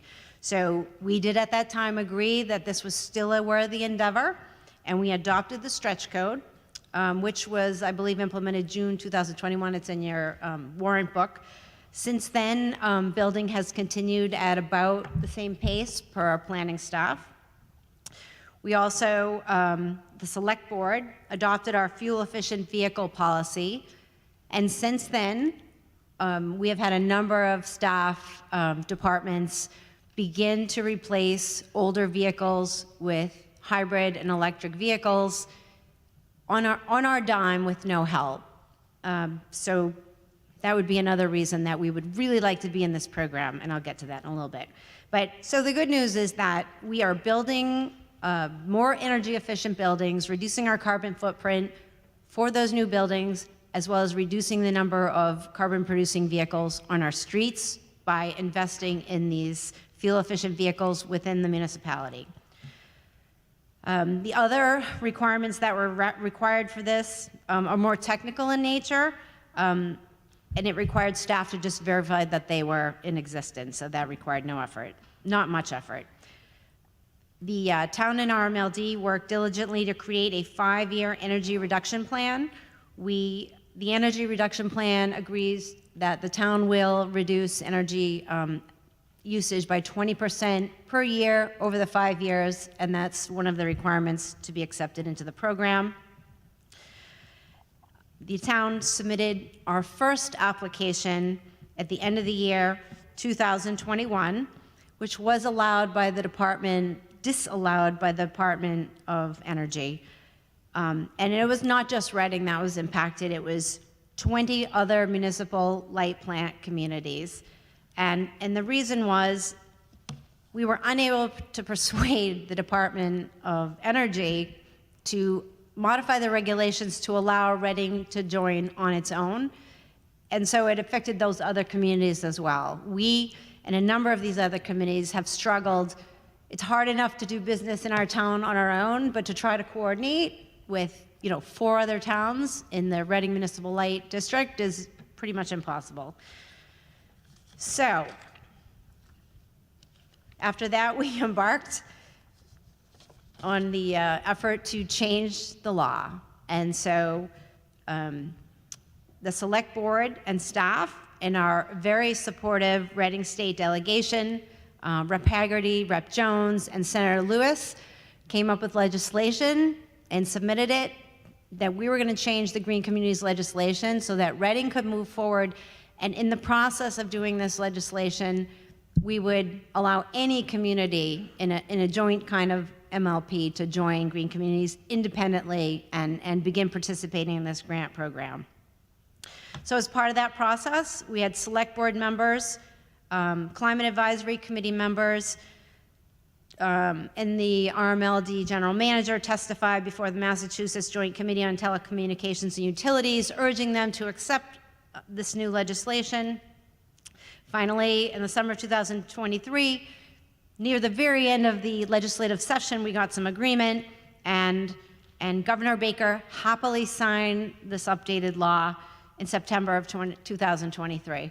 So I felt it was important tonight that we just take a moment to say, Reading has always prided itself in being a leader in many ways, and this was a significant effort requiring at least 3 years by that point. So, that is something that we should be proud of.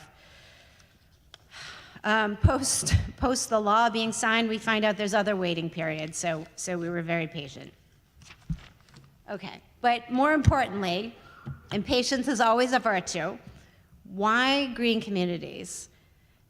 Because it's a program that offers us up to $250,000 a year on projects that we're doing anyway. There's also a new option to do a multi-year project of up to $500,000. So as I mentioned, the things that we will spend this grant money on are projects that we've already been doing because we can't wait. So they will help us continue to purchase fuel-efficient vehicles, focus on windows, insulation, other weatherization projects, heat pumps for schools and municipal buildings. We've already talked tonight about it getting kind of sticky and the importance of climate control in the Fieldhouse. Well, heat pumps address that and also help with the air quality. So that is absolutely what many of our community, not necessarily our peers, but the 295 other communities are using Green Communities grant money for. LED lighting, and to be clear, once the ink is dry and we're admitted as a green community, we automatically receive approximately $180,000 to use fit on any of these projects. And there's no shortage of projects that need to be done across our schools and some of our municipal buildings. One of the important updates, and something I hear a lot in meetings with staff and in the Killam School Building Committee meetings, are that as we move to this clean energy model, we will need more support to manage the buildings. And so I'm happy to say that if you look at the projects that Green Communities is supporting these days, they do include support for administration. Many communities are adding energy managers and the management software that goes along with it. So it continues to be more flexible. This year, for the first year ever, they are having a Green Community Summit, which I was not able to get into the details, but given the climate summits that I've attended, I would expect that that is a sharing of ideas and an opportunity to network with other communities to see how best to use these funds and how to make that transition and reduce our carbon footprint. And as a Green Communities member then, you will also have access to new additional grants. In the last week or so, we received one that talked about startup funds for that energy manager that I mentioned. And there's our opportunities for regionalization as well. Wakefield is in the process of joining Green Communities, and we already partner with them for our assessor, so they might be a great community partner with for our initial sustainability manager, or our energy manager, excuse me. And here's the map, the updated map with the 295 communities, and you can see that big white space, sort of southwest of Peabody. We're in there. None of the RMLD communities have been able to join, but I do understand that North Reading is considering it, and I would hope that all of them would follow our lead now that Reading has led the charge to change the laws. So our final step in this 5-year journey is to approve Article 10 tonight, which was requested by Town Council. We want to make sure we dot every I and cross every T.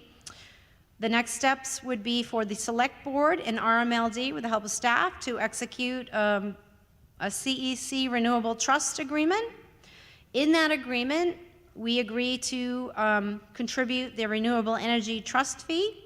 This trust fee is already paid into the trust by investor-owned utilities such as National Grid. So we would just be getting with the program.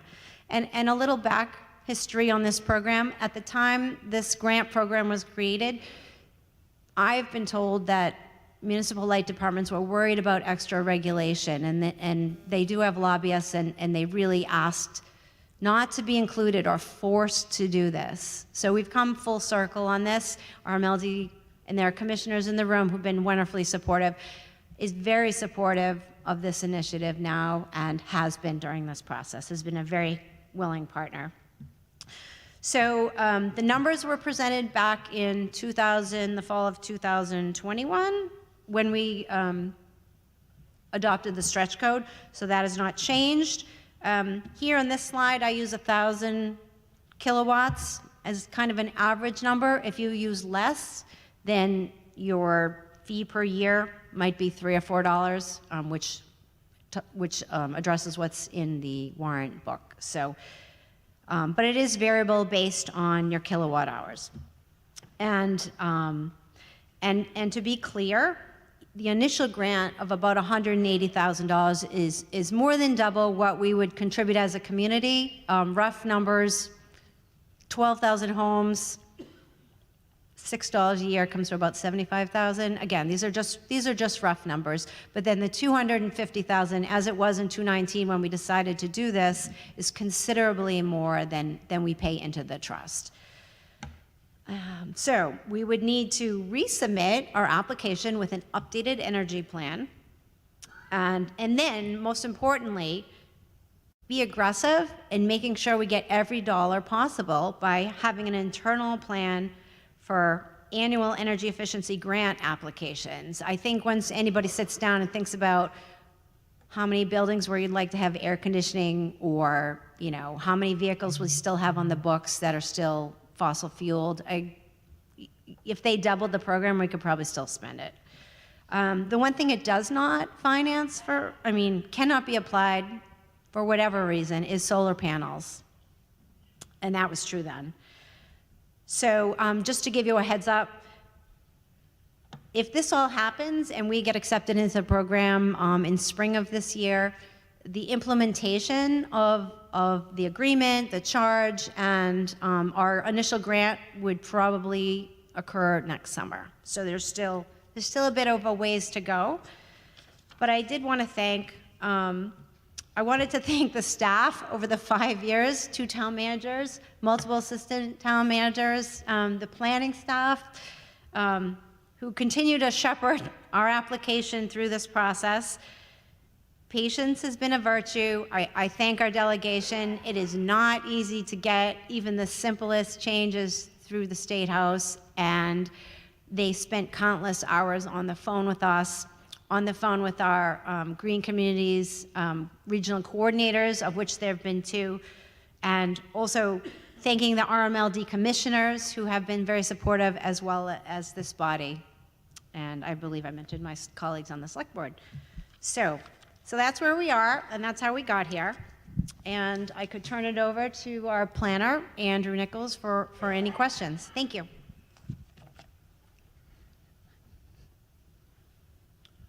Thank you. Yes, Andrew and his team have worked hard on this. He is here if there are any questions. We can go right to the motion. I don't have anything to add to the slides that were already presented, but we're happy to answer any questions that may come up. So. First, we have a report, I believe, from the Bylaw Committee.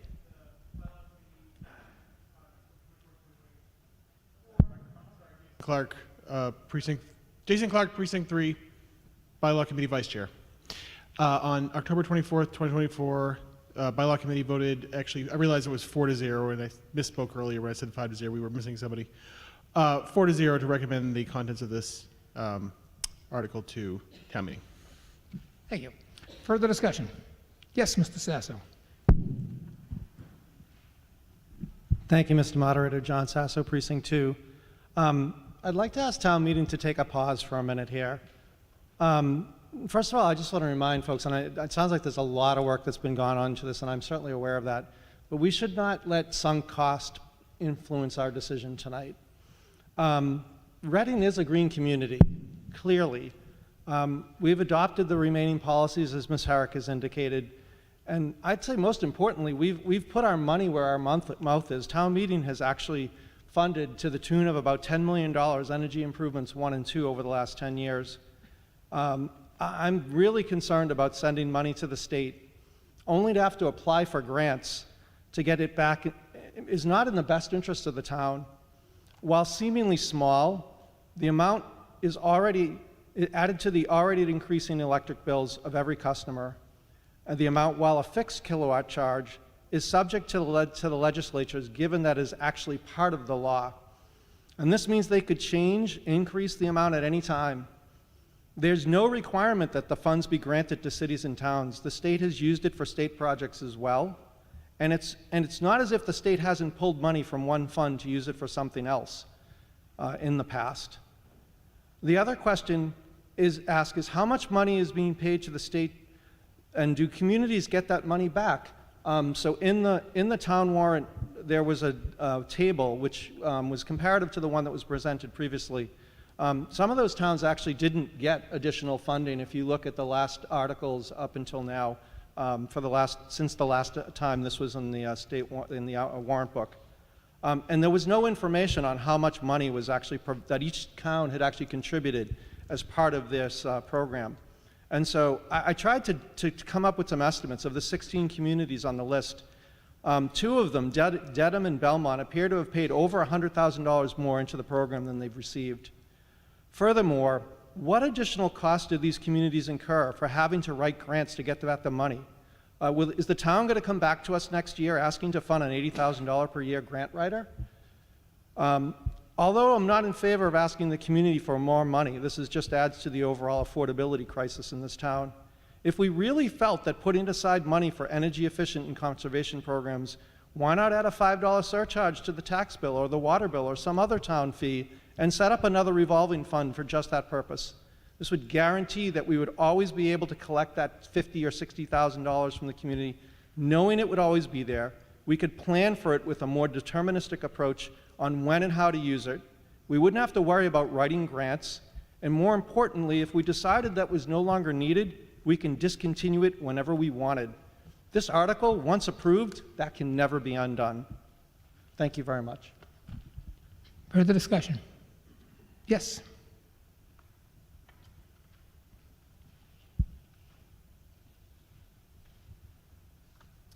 Thank you. Joy Bolio, Precinct 7. Just two questions. Do we have, Ms. Herrick, do we have a community group that's affiliated with this? Like, is there like a sustainability group? Is it like a committee that helps? Ms. Herrick? So the Climate Advisory Committee took it up back in 2019 and supported it. I don't know if there's any members here who were serving then and wanted to speak up. This is just a state grant program. The point is it helps us pay for what we're spending money on anyway and helps us avoid future overrides. Yep, great. And unless you want to start one, that would be great. Well, that's actually what I was thinking. A second question, if I may. With the addition of these energy efficient things, like as an example you used for heat pumps in the Fieldhouse, would the heat pumps in theory save us money as opposed to running fans? So would those kind of bills offset one another in theory? I understand that's not an exact science, but I mean, if we're getting money for these types of infrastructure improvements, are we then going to be saving money on our utility bills? Ms. Herrick? Well, I would leave that to Mr. Huggins. I don't think fans are great. They don't remove the humidity we were talking about, but a heat pump would. So I would just leave it to the staff to design the best solution. Thank you. Okay, further discussion? Yes, Mr. Arena.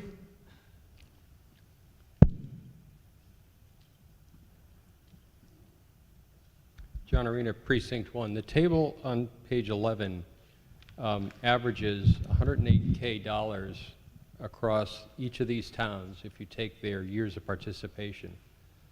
Point made earlier is the relevant one. We could accomplish a plan like this ourselves and be totally self-sustaining and be perpetual without the state, and it would be completely zero loss. There's no overhead, there's no management, and you have complete transparency as to what's being used and what's being taken from the taxpayer in whatever vehicle we choose, be it a surcharge or some other means to collect it.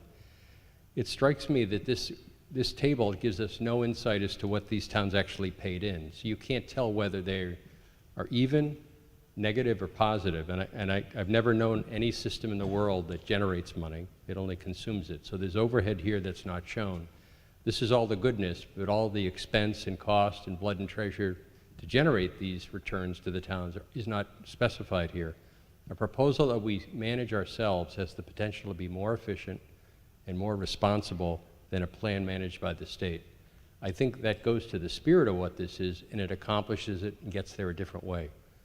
I'm not sure I would want to be inclined to hope that the state looks kindly upon us, and adding grant writers to do what we can do ourselves internally only adds expense without necessarily any value. Thank you. Further discussion? Yes, right on the edge. Yep.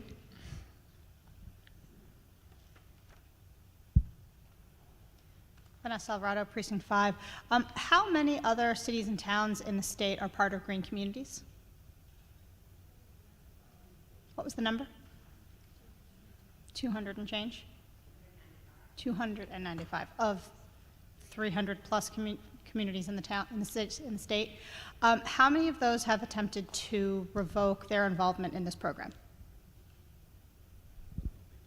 Do we have an answer? None? There's been no press about people feeling robbed by the state as being part of green communities? No? Okay, thank you. Further discussion? Yes, over here.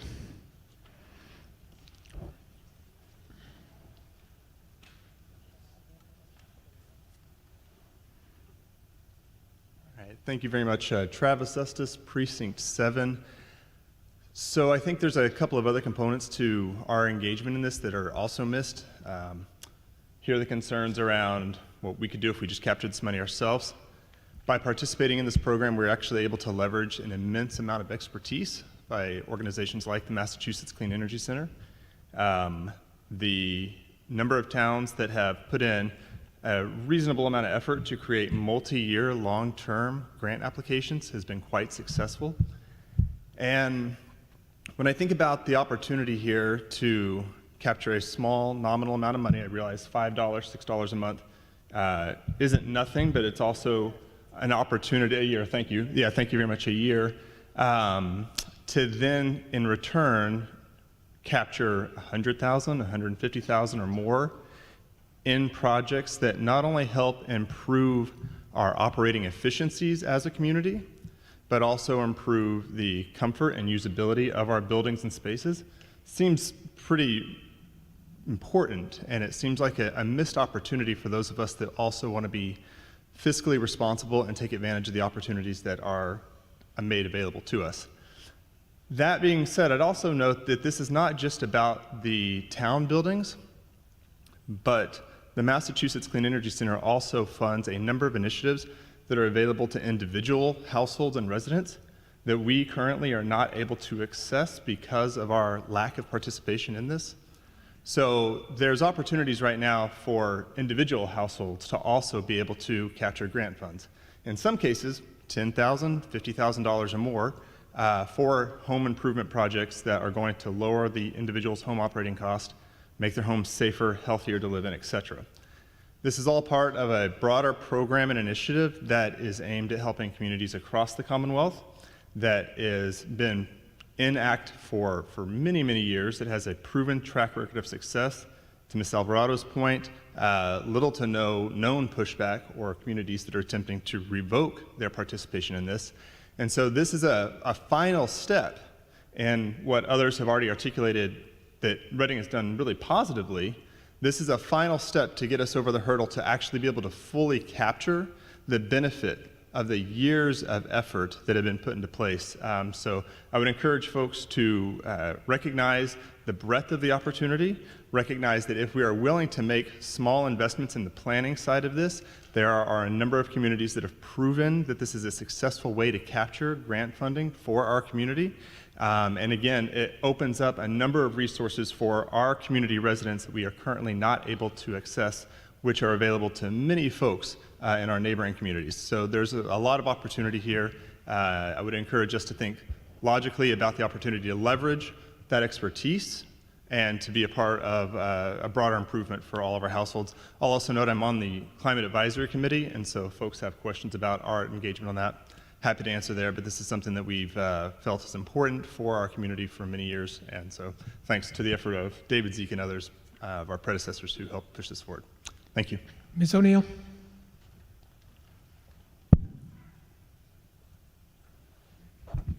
Mary Ellen O'Neill, Precinct 6. I strongly support this, and I hope we will vote and be accepted as a green community. If I'm correct, Google AI says that we have about 9,478 households in Reading at $5 a year. That would be $47,390 that we would get if we did a program on our own. That's a very disingenuous argument against this motion, because the amount of staff time to create and run a program on our own with that little return would not be worth it. And I don't want to speak for Andrew's time, but I would assume any of the grant writing might be coming through his office, and you would have the help from the state. So I don't see it as a huge burden, and definitely worth it. And I ask for your support of this article. Thank you. Further discussion? Ms. Snowdoxer?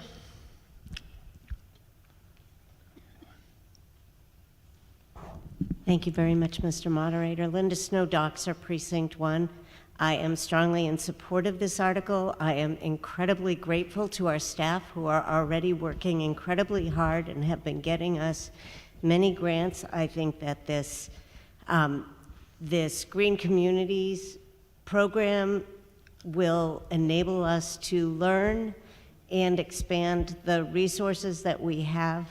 I'm very grateful. I'm not going to reiterate what was said. I'm very grateful to the our climate committee, and our member already spoke very articulately about that, and I appreciate it. But I really encourage others also to follow through on the initiative that we've already started.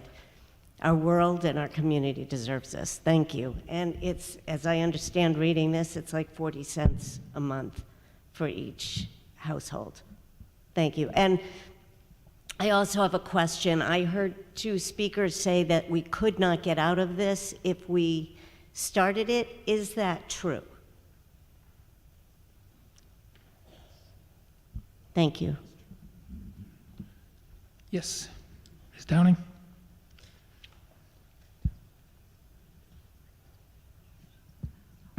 I just wanted to answer something Ms. Alvarado raised. It is possible to leave green communities.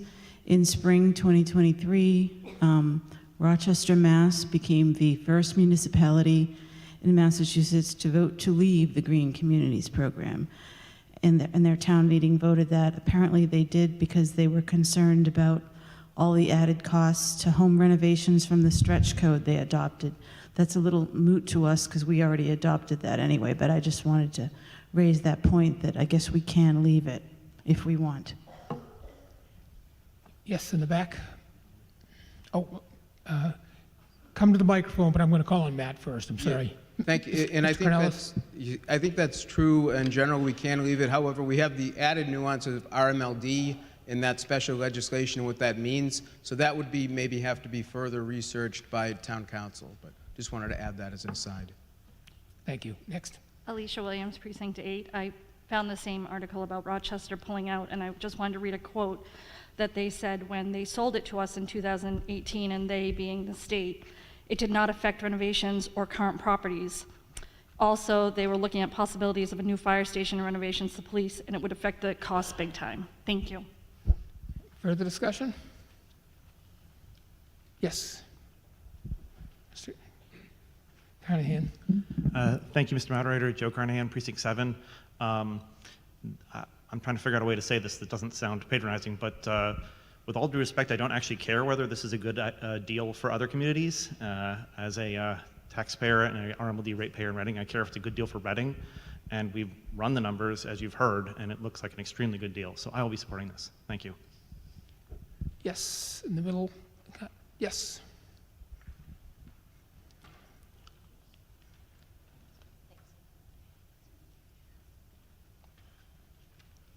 Nancy Doctor, Precinct 1. Thank you very much for all the people who have worked on this. I'm strongly supporting this, and I just want to point out, we just approved $3 million without batting an eye for a new Fieldhouse floor. I do think that this is a good deal, and I'm definitely going to vote for it. Thank you. Further discussion? Yes, in the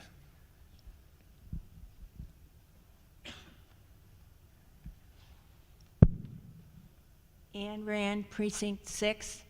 I have a question as to if we join this, who's going to, is there a group in place to write the grants or whatever we need?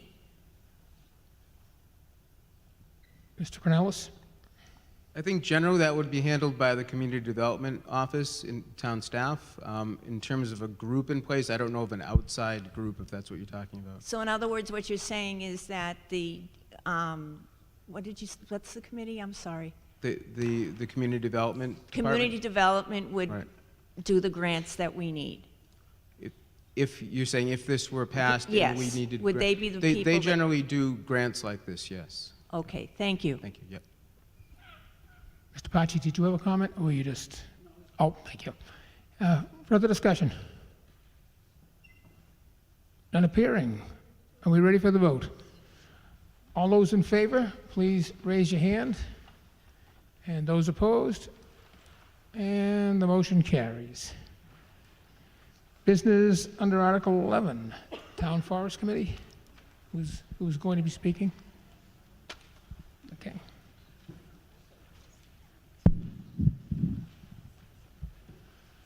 Thank you, Mr. Moderator. I'm Bill Sullivan from the Chair of the Town Forest Committee. And what I'll be speaking briefly about is some proposed changes. Yeah, there you go. That's perfect. Changes to the general bylaw, the animal control section. The first, Article 11, would alter how the definition of effective voice control. And then Article 12 would address public safety concerns regarding the number of off-leash dogs in the town forest per handler. So the current bylaw states, an animal shall be deemed to be under effective voice control if it is within the owner's or keeper's sight, the owner or keeper is carrying a leash, and the animal refrains from illegal activities. That's pretty much the extent of it. It's a bit vague. So as you can see on the screen, the proposed bylaw would say an animal shall be deemed to be under effective voice control if it is within the handler's sight, refrains from aggressive behavior, comes immediately when called by its handler, and the handler is carrying a leash per dog. Aggressive behavior is any behavior that would cause a reasonable person to believe the dog poses an unjustified imminent threat of physical injury to a person or another dog, including but not limited to jumping on, repeatedly barking at, or approaching any person without their consent. The next slide, please. This for our Article 12, pertains to the number of dogs that can be off-leash per handler. We have received many complaints about conflicts between commercial dog walkers with multiple dogs off-leash and the public. The current bylaw, which allows dogs to be off-leash when under voice control, has no limit on the number of dogs that an individual handler can have. So a Facebook post from a while back said that from one commercial dog walker to another states, I'm a dog walker there, and I bring in 8 off-leash, and they're all under voice control. There are a lot of people on the trail who are very mean and will treat you this way. I deal with it every day. Just do your own thing and ignore them. And then a post from July says, dog owners, if you employ a woman to walk your dogs in the Reading Forest, you should check on them. I just encountered a woman who had 2 dogs on a leash and 6 to 8 off leash. She couldn't control them. 4 of them attacked my dog while she walked away. My dog is fine, and she was under my control. If this is your dog walker, your dog isn't. The last 2 dogs didn't catch up to her until she was about 1,000 feet away down the path. And then it goes on to say, she was screaming obscenities at me. So obviously there are a lot of conflicts between these commercial dog walkers and the public. Next slide. So, and basically, resident safety should not be ignored. And there are certain members of the public that feel threatened by large groups of unleashed dogs. And the key thing is, the town forest is a multi-use resource that was created in 1930. It was created when citizens of Reading, and this is right from the dedication I'm reading this from, citizens of Reading in the year 1930 planted a forest primeval that a coming generation might enjoy to the full God's great out of doors. The town forest is for everyone to enjoy, for running, cycling, cross-country skiing, bird watching, dog walking, group camping, track meets, scout activities, and appreciating nature. The town forest is not a dog park. If a family brings their young children to a dog park, they would have every expectation that there would be dogs around that would have, free run of the facility. But that's not what the town forest is. So the Town Forest Committee investigated policies in other towns. The next slide, please. So I'm not going to go through each individual one, but the next slide is kind of a summary of our findings. What do our neighboring towns do? Of the 15 neighboring towns, 11 required dogs to be leashed in public except in a dog park. So we're already, a bit of an aberration. 4 of them allow dogs to be off leash in a public space if obedient to command, one of which limits them to 2 dogs per handler. So what we're proposing, on the next slide please, is that the animal control bylaw be changed to limit that number. So we're proposing to say the maximum number of off-leash dogs shall not exceed 2 per handler in the town forest. Any dog that does not remain under effective voice control as defined in section 8813 will be placed on a leash or removed from the town forest immediately. Dog waste must be removed in accordance with 8833. Dogs must be leashed when entering or exiting the town forest. Visitors who do not abide by these rules may be required to leave the town forest, in addition to any enforcement action provided under GL 40, paragraph 21, and section 1.8 of these bylaws. So, in summary, the residents of Reading will still be able to walk up to 2 dogs. So it doesn't change then, what their current practice. Town Forest Committee and the Board of Health are requesting approval of Articles 11 and 12 to amend the bylaw to improve public safety and to reduce the negative interactions between dogs and residents. These proposed changes have been reviewed by Town Council and approved by the Bylaw Committee and the Town Forest Committee and the Board of Health. Next slide, please. And I believe Kevin Sexton from the Board of Health may be here. He was going to, anyway. Okay, all right.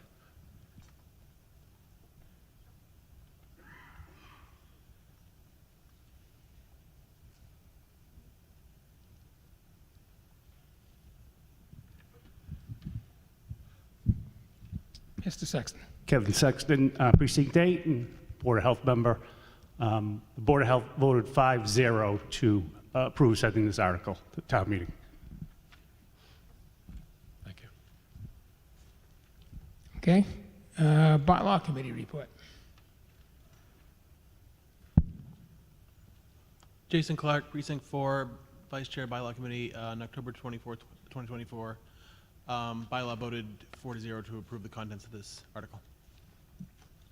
And Conservation, Ms. Moore.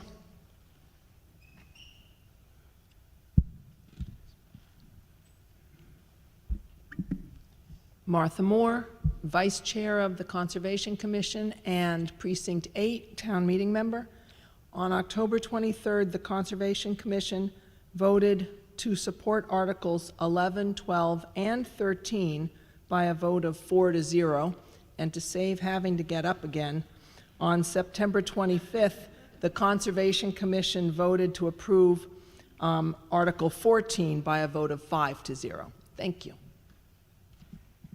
Thank you very much. Is there further discussion? Yes, oh, sorry, Ms. O'Neill.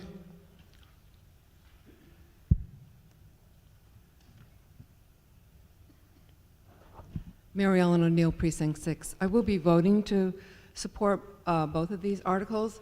I do want to say, though, I've been going up to the town forest with a dog or 2 dogs for the last 20-plus years. I've never had a problem with commercial dog walkers.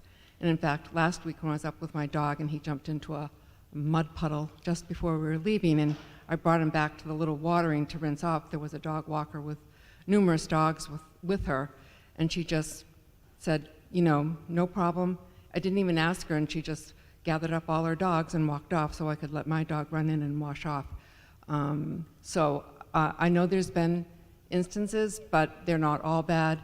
Most are excellent with their dogs and thoughtful.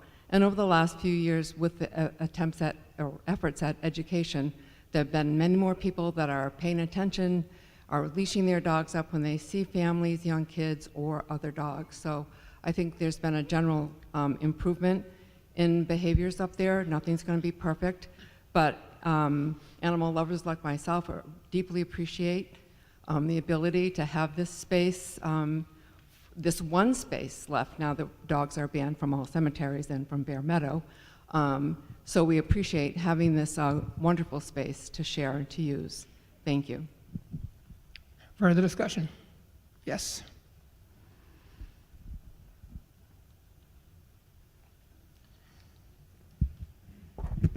Tara Gregory, Precinct 2. I myself have 3 dogs. I'm wondering if we can consider making it 3 dogs. I understand the need for limiting the number of dogs per person. It makes sense with dog walkers. I don't think dog walkers should have 8. But I understand it might be a fringe case that I do have 3 dogs. They're always under voice control. One of them doesn't leave me more than 2 feet from my side. So I'm just wondering if we would consider having it at 3 dogs instead of 2. Thank you. Yes. So the 2 dogs was a recommendation of our animal control officer. Would it be possible to say have one of them on leash and then the other 2 free? Oh, yeah, right. Yeah. That's the next. Well, excuse me for 1 second.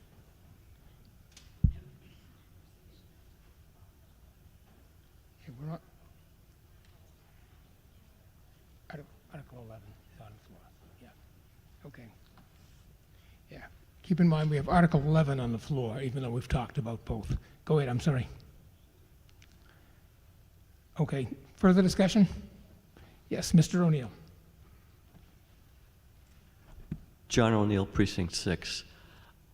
How do you intend to enforce this? I know the dog waste is not enforced. My wife is usually the one picking up after other people. We've seen, especially in the last couple of years, the phenomenon of people will bag it and then leave it. They've even been known to tie it to a tree. So it's not just like you accidentally lost it. So any law that you're going to put in place, if you put in place a law that's not going to be enforced, that just, hurts the credibility of, regulations in general. So I'm supportive of the motions, but is it realistic that you're going to be able to do anything about it? Because what's going to happen? Is somebody going to make citizens arrest, stop people, take pictures of people? I'm just wondering how you plan on going about it. Yes, thank you. That was a subject we had discussed many times at many meetings over the last couple of years. We are certainly aware that the police are not going to be monitoring what's happening on a daily basis. Part of this is public awareness that you see in a lot of parks out there, state parks, whatever. There are a signboard that will say what the expectations are within that facility. And that's what we plan to do here. So that, and so if, say, after this, if this were to go into place and there were a limit of no more than 2 off-leash per handler, if anyone in the town forest could see that, could then report that to the animal control officer. Also, there's a lot, I'd say most people would prefer to follow the rules. And, it's not perfect. We're never going to get to perfect behavior on anything. We are making efforts to try to get as close as we can to that, to make it this great resource of ours as user-friendly as possible. And part of that is encouraging people to follow the rules. Further discussion? Mr. Herrick? Steve Herrick, Precinct 8. Thank you, Mr. Moderator. I'm very supportive of this. I think both articles, they're good. I think it's good for the town forest, good for the people who would like to enjoy it, and even for the dog people. I have one question slash, I don't know if it's a suggestion. The last line on the effective voice control, it says, or approaching any person without their consent. And I just wanted to know, in your discussions with sort of reformulating this, did you discuss what that actually means to you? Because I just, in my mind, I mean, it's always good to have crisp language so people know exactly what it prohibits or doesn't. And approach without, that could mean different things to different people. To some people who are very dog nervous, a dog coming within 5 feet of them might make them extremely nervous, and other people don't mind if a dog comes up and sniffs at them. So is there a need here to maybe add some clarity to that, or did you discuss this when you were formulating this article? Yes. We did discuss that in terms of the approaching. It's the approaching has really, because that was sensitive to us, we're aware that some people are more nervous about it than others, but we feel that it's really a small ask. If you're approaching someone, say if you have dogs and you're approaching them, I see it many times now. There are many people, if I'm approaching them and they have a dog, they will pull their dog to them. A lot of people already do it. So if someone's going for a walk in the town forest with their dog, they might run into somebody else 3-4 times. You know, it seems like in order to, you know, make people as comfortable as possible, because there are people that aren't comfortable with having dogs approach them. We felt that it was not asking a lot to ask people to, you know, have their dogs by their side as they're approaching someone. Okay, but the fact that somebody might say, well, I'm going to report this person because his dog walked within 5 or 10 feet of me, might create some sort of, I don't know, ill will, or people potentially abusing this who for some reason just don't like dogs at all. There are people who are terrified of dogs, obviously, but I'm not sure that's really necessarily the intent of the article, right? Well, and people are terrified of dogs, then they won't go into the town forest, because it is an off-leash facility and will remain an off-leash resource for up to 2 dogs. Okay. All right. Further discussion? Yes, Mr. Pacino. Thank you, Mr. Moderator. Phil Pacino, Precinct 5. Clearly, these 2 articles are going to pass. My question is, what is the plan for signage?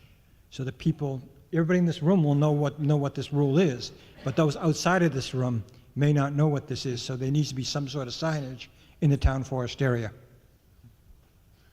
Yes, sir, that's exactly right, and that's what we intend to do. At the entrances to the town forest, we will do as this state and other towns do in their facilities, and we will have a board that'll say, you know, basically a summary of the town forest rules plus that would be amended to reflect this change to the bylaw. So that is a very important, public awareness is going to be key to all of this, because as I say, we're not going to have the animal control officer patrolling this. This is going to be, you know, we're trying to raise that awareness to the maximum extent we can. And we will do that with signs and social media and whatever else we can do. Further discussion? Yes.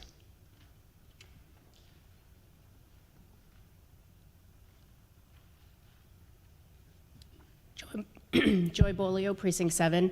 I have 2 dogs, and I walk them in the town forest quite frequently, and I keep my dogs on leash, mostly because I don't think they'll come back. They'll just run off. But they are super friendly, and I do bring them back to me whenever we encounter anyone else with a dog or with children or on a bike. I do keep them close. I would request that with this signage, not only will it be at the entrance to town forest, but maybe posted on some of those public buildings that are around the facility, so that if you by chance missed it here, it's also here and here and here. Thank you. Further discussion? An appearing? Oh, where? Oh, okay. Sorry, Ms. Binda. Thank you, Angela Binda, Precinct 5, and a cat person. I'm one of those persons who's been terrified by a dog, and what that means, like, you know, if a dog approaches me, I look terrified, and I've been in a situation where a person could not get their dog under control. So they knew I didn't want the dog. The dog was running around me, and I started to walk away, and the dog lunged at me.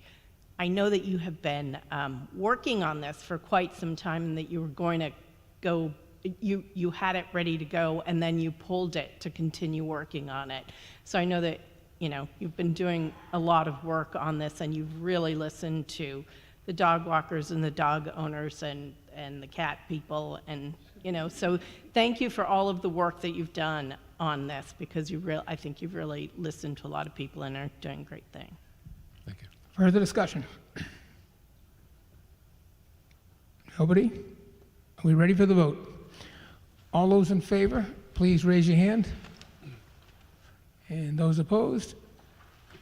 The motion carries. We now are on Article 11, Article 12, which is the concerning the number of unleashed dogs. Begin.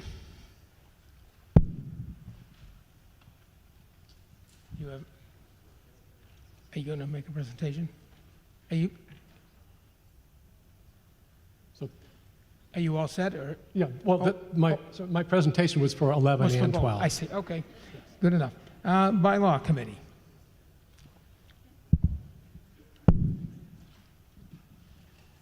Hi, Jason Clark, Town Meeting Member Precinct 3, Vice Chair of the Bylaw Committee. October 24th, 2024, bylaw voted to 4-0 to recommend the contents of this article to town meeting. And we already heard from the Conservation Commission. Is there further discussion? Yes, over here.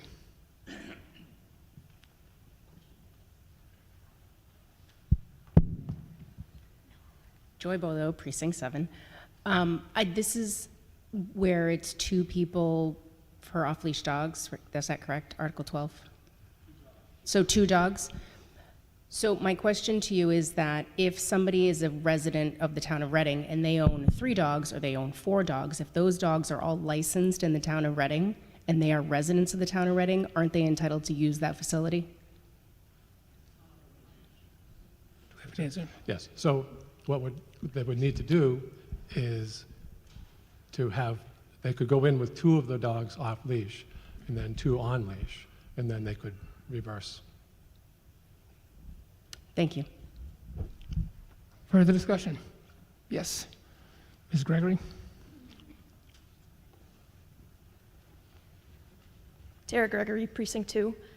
So it sounds like enforcement is one of the key issues when it comes down to this. Is there a way that either we post on the signage for letting people know how to report incidents, make it easier for people to be able to report to the animal control officer, just so that people can feel more comfortable in this space, that it's actually, enforcement is actually happening, is my question. Thank you. Yes, that's exactly right. Further discussion? Yes, Mr. Struble. Jeff Struble, Precinct 7. This is more of a clarification. Commercial dog walkers using the town forest, is there a requirement that, they need a license? Do they need some sort of permit to do this? Because, and frankly, do they have to be a resident of Reading or have their business based in Reading in order to use the town forest? It seems kind of unusual to me to have a commercial dog walker using, our town forest for their business if they don't live here. That's a fair point. I mean, but there is no one's checking, IDs when they go in.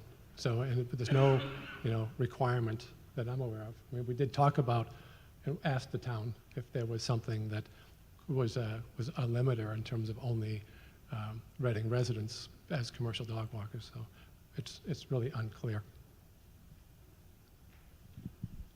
Further discussion? Yes. Beth Sherland, Precinct 4. Do we actually have a dog officer, animal control officer in Reading?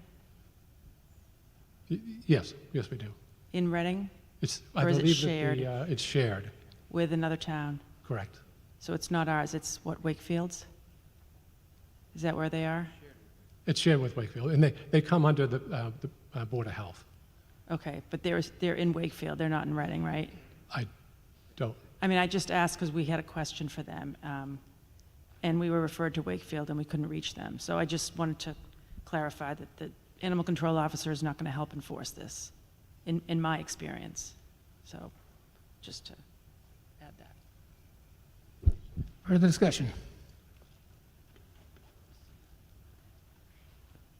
Are we ready for the vote? All those in favor of the motion under Article 12, please raise your hand. And those opposed, the motion carries. Business under Article 13, Town Forest Committee. Okay. Bill Sullivan, Town Forest Committee. I've got a brief presentation to kind of give you a little bit of a background on what we've been doing over the last 4 or 5 years on the dead trees and the invasive plants in the town forest. And then I'll be asking for approval for funding to continue this work to restore the health of the town forest. So this photo, the dead trees that you see are red pines. The green trees you see are white pines. And there's also invasive plants are pretty widespread throughout the town forest. Next slide. So red pines were planted in the 1930s when the town forest was first established. And they're not native to Massachusetts. They're from more northern areas. And so as a result of the warming temperatures of the earth, that has put a stress on the red pines, which makes them vulnerable to fungus and insects and like pine scale. And so, as you can imagine from that previous picture, there's a need to do something about it. We have to remove those because to avoid the risk of falling or a forest fire. This slide is color-coded, shows that the dead tree removal program by phase. The first phase was the yellow, and that was in January of 2020. The light blue is February 2022. The purple was in November of 2022. And what we're hoping to get approval for is funding to continue this work under Phase 4 in areas 5, 12, and 13. Next slide. So the work to date, Phase 1 removed about dead trees in about 4.5 acres in January 2020 at a cost of $28,400 in town funds. Phase 2, another 4.5 acres, cost $22,900. From that, though, we got a $10,000 grant that we applied for and received from DCR. Phase 3 was 4.8 acres at a cost of $36,400 in November 2022. Most of that was from ARPA funds within a $10,000 grant from DCR.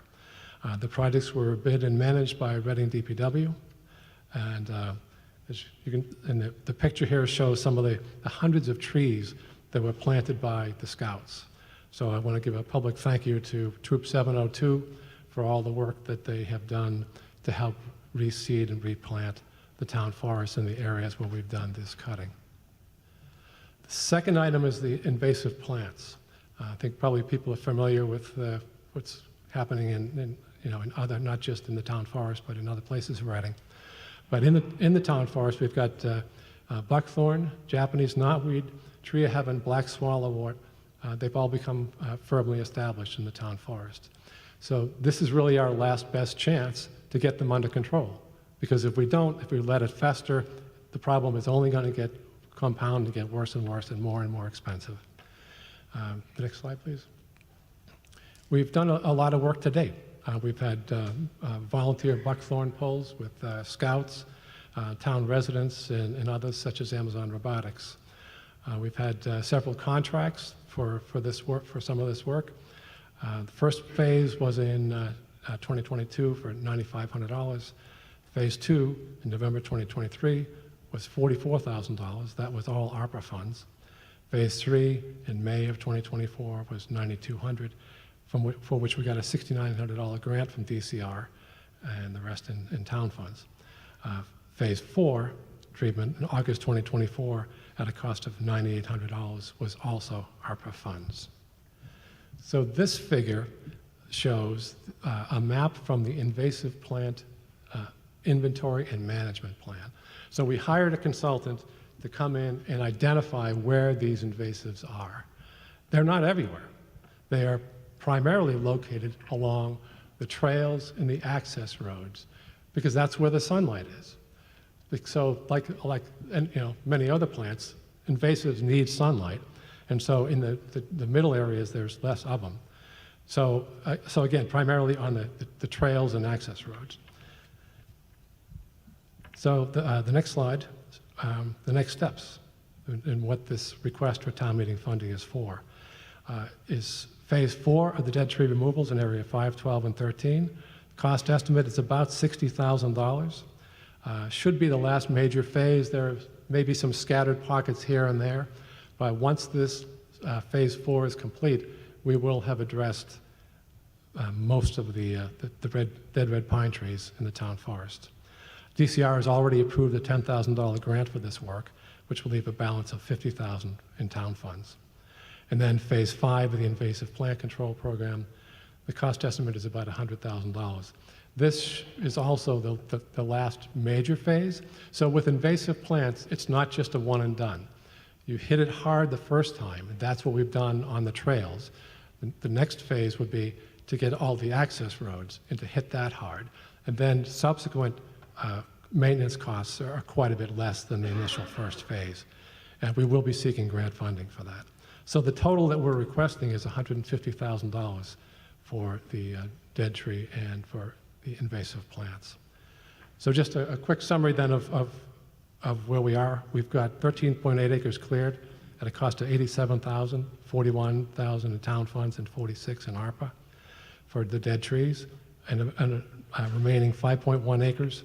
The reason why this is more expensive on a cost per acre standpoint is that some of these last areas have been the most difficult to access, and so it will be more expensive. And again, so $50,000 we're seeking with and we have a $10,000 grant from DCR. For invasive plants, we've got about 40% of the areas that were shown on that invasive plan, the inventory. And so this, and that was at a cost of $72,000, $11,000 in town funds, and $60,000 in ARPA funds. So the remaining 60% of those areas, which again, primarily on the access roads, would be about $100,000 to complete. So then, in summary, we're making very good progress on the dead tree removal. We're seeking in Article 13 funding of $50,000 for the next phase 4. The Reading Fire Department supports this work. There's a letter from the fire department. Thank you, Chief, for that. And then for the invasive plants, we'll be focusing on, we have completed the work on the trails, and the Article 13 funding would be $100,000 for phase 5 of the invasive plant, for primarily access roads and then other areas. The Town Forest Committee requests approval of Article 13 so we can continue to improve and restore the health of the town forest. FinCom report.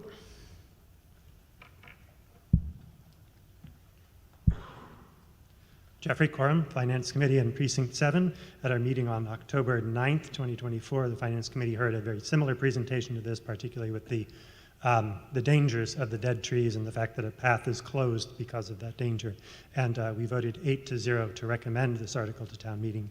Subsequently, we all have seen the wildfires in neighboring communities, and actually even in Reading, unfortunately, have not gotten those trees, but that's a danger, and I think we should get rid of that danger. Thank you. Further discussion? Yes. Mr. Dietz. Jeffrey Dietz, Precinct 5. Can you characterize in terms of frequency, cost, effort, what the future maintenance will be for the eradication of the invasive plants?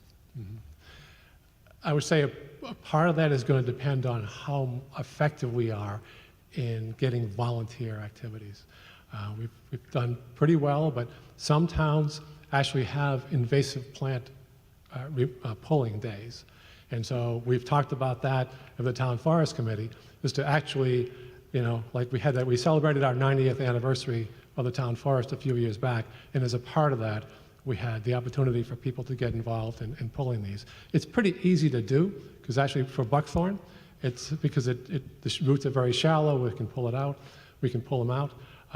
And so we're hoping to really stimulate a lot of awareness and to get, a lot of times people are looking for ways to help out, and that's one of them. So if the more effective we are in getting help from the public to do these buckthorn pulls, the lower the cost is going to be.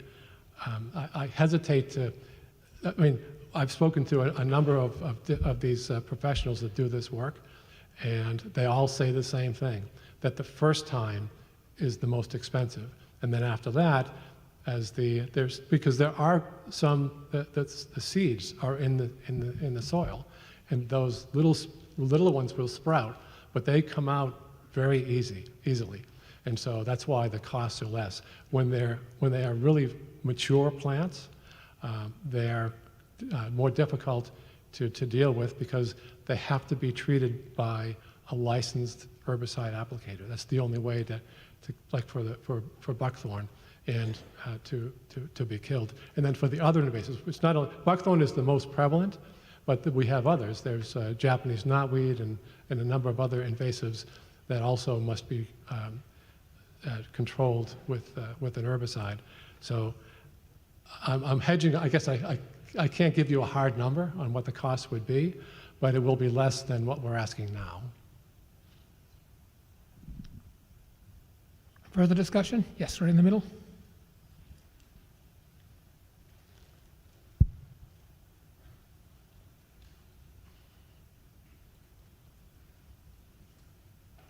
Hi, thank you.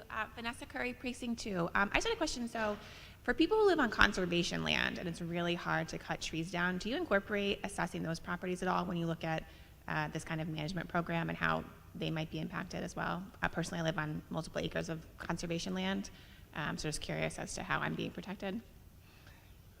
I'm sorry, how what? So people who live on conservation land Yes. can't really cut down trees. Okay. So you're looking at the town forest, but Right. do you ever take into consideration those properties that aren't able to do any kind of remediation work like this? On their own properties or in the town forest? Correct, on our own properties, because they're part of conservation. I guess, I'm sorry, I can't really speak to other properties and how they, maybe conservation perhaps may be able to. Is there anyone here from conservation? Did I misunderstand the question? We're getting a little off topic, but the Sorry, no, I guess conservation I'm just- so if agent we're is asking here. for- Is here. He Yeah, can answer I'm the just question. curious, so if we're asking for money for the town property, so I've actually worked with Chuck before to Okay. do some work on our property. So if we are limited in what work we can do to cut down property or trees because they're on conservation property, Mhm. does the town ever look at those properties to make sure they're not at risk for damage as well? I actually don't. I'm sorry, but I don't understand your question. Mr. Moderator, thank you for Yes. speaking. Chuck Taroni, Conservation Administrator. So you're wondering about cutting down trees that are on conservation property? So my home is on conservation property, and we're very limited in any kind of tree work we're allowed to do. So I'm just curious, as they do projects like this in the town forest and look at the land, So is the there any town forest is cutting down trees on jurisdictional area for the Conservation Commission, but also on dry land outside of our jurisdiction. So the Conservation Commission has weighed in on those trees that are within our jurisdiction. But on your property, the conservation land, I'm assuming you mean within the 100-foot buffer zone. So the Conservation Commission does have a program to approve trees to be removed, and they also have a administrative program that can remove up to 4 trees on everyone's property. But it's a similar process. We'd like to have one-to-one replacement. So that's what the Conservation Commission is looking for, one-to-one replacement. tree for a tree or 2 shrubs for a tree, as long as they're 5 foot tall at maturity. I don't know if that answered your question, but Kind of, I guess, just. we try to accommodate. Danger trees, of course, can come down with some review. The Conservation Commission has an online permit system under tree removal on the Conservation Division page. You have to just upload some pictures and a map, and we go out and check that out and give our approval. Okay, thank you. Mr. Doxer?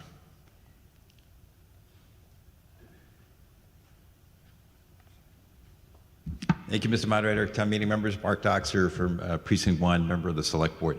First thing, I want to really compliment the Town Forest Committee. They have taken on a really heavy load here, pardon the pun, but with the work that they did both on the previous articles that we've just approved, and then thinking about how do we take care of what is probably, if not the biggest asset of the town, one of the biggest assets of the town. And it's a priority for this community. It needs to be taken care of. And the community has supported it really, really nicely, as you can see by the phases that have already taken place. These are kind of the next steps. The Select Board has a small amount of money that it uses to support some different committees and community priorities related to those committees. But the kinds of dollars that are required to take care of the forest are larger than that. And those should and need to and do come to town meeting. And that's why we're here today to do exactly that. What's being proposed is great in that it's kind of completing, to the extent it can be done, completing some of the work that is required to preserve the safety of the forest and to preserve its ability to be used by the residents of the community. And that's great. So first of all, it's taking care of the trees, getting rid of the old dead red pines, a lot of safety issues. We're taking care of those very nicely. Now we have these invasive species. I think that the Town Forest Committee and frankly this community have done a great job supporting what's going on at the Town Forest. You mentioned Troop 702 and what they've already done. That's fantastic. And to the extent that there are more volunteers that are willing to help out with these activities, it's great. It's getting involved in the community, and net, it's going to save us some money also. However, we still need to take care of these things. We still need to take care of the invasives. As Bill said, we've done some of the big stuff. Now we've got to get to the hidden stuff, and then we've got to maintain it. And I think the Select Board asked the same question in terms of, boy, how much money is this going to cost to keep going?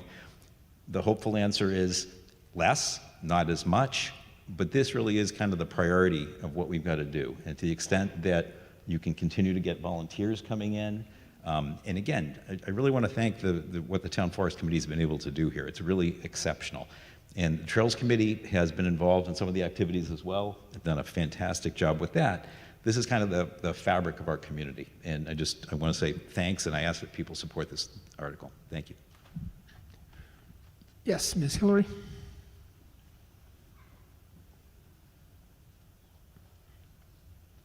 Thank you, Mr. Moderator. Jennifer Hillary, Precinct 4. I reiterate Select Board Member Mark Doxer's comments. Thank you very much for your work.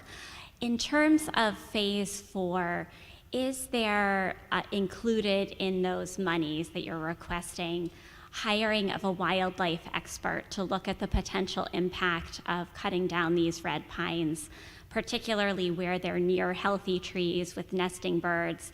And have you also considered what time of year is best to do this cutting? Thank you for asking that. I probably should have mentioned that earlier on, that the timing is such that this work has to be done before February 28th so that it doesn't impact the salamander. It's also when the ground is dry or frozen, that also minimizes the impact. When the previous 3 phases has been very successful in the equipment that they have used, they are very careful to avoid damaging any of the other trees and to just focus on the dead red pines.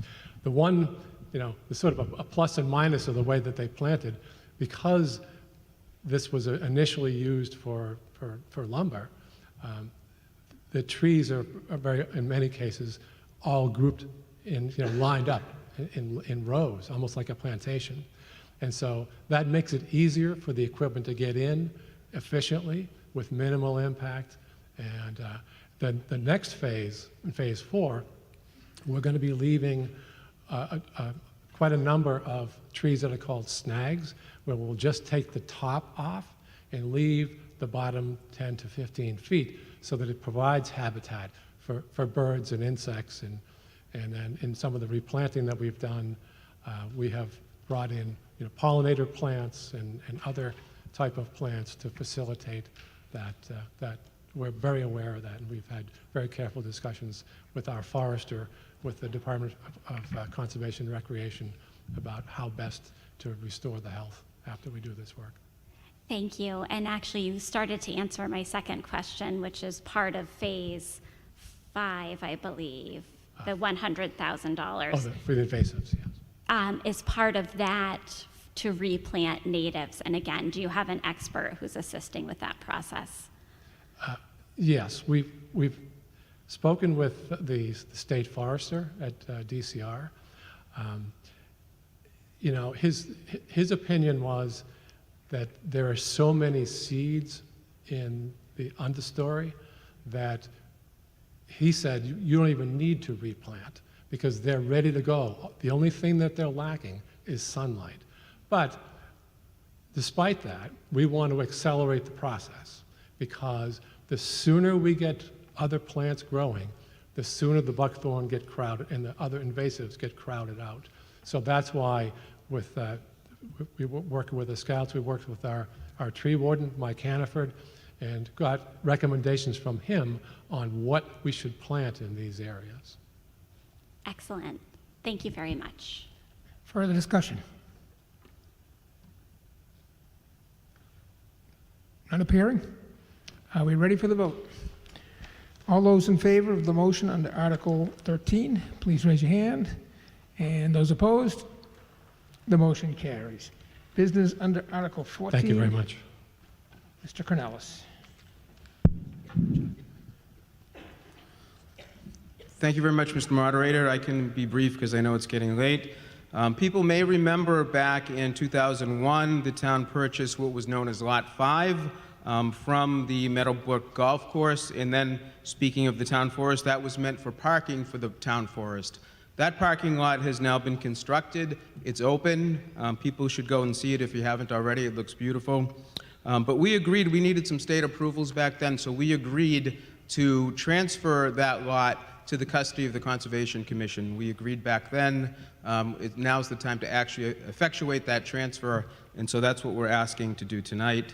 The Select Board's already voted to say there's no longer a municipal purpose for the lot, and the Conservation Commission has voted to accept it. So that's the need for the article tonight for town meeting to weigh in on it. Again, we had agreed to it with the state, and so this would just effectuate that agreement. Further discussion? Yes.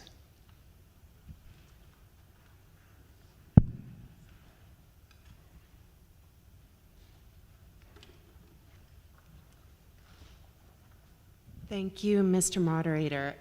Anika Scanlon, Precinct 4. Question for the town administrator. I historically was on conservation, and one of my questions to you about this lot is, in the future, is conservation going to have to pay the stormwater fee on a periodic basis because of the road cut? Because I know they have done that in the past for other lots, such as a parking lot off Pearl Street, which is, you know, considering conservation doesn't make money, it's kind of like the town paying the town for a stormwater fee for, you know, no piped drinking water just for the road cut. So appreciate a response. Thank you. Mr. Cornelis. Okay, thank you. I'd have to look into it a little further. I don't know that the town does pay stormwater fees on any property, but I know, Chuck, if you had anything to add to that, if not, no problem, the conservation officer that would control the conservation land on that. But as far. Mr. Tyrone?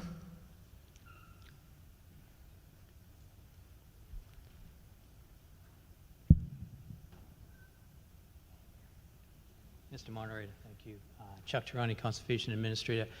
In the past, on Pearl Street, the lot for Bear Meadow, we used to pay a fee for stormwater, but we did a lot of work with the town, and we're no longer paying that fee. I haven't seen it in a while, and I don't think we would see a fee for Lot 5 in the future. But thank you for the question. Further discussion? Yes. Ms. Hillary?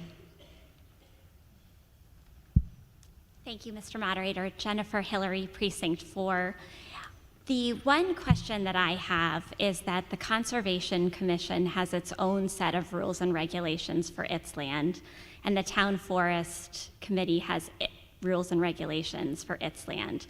This is a unique situation, or perhaps it's not unique, but it's the first that I know about where conservation land will directly abut town forest land.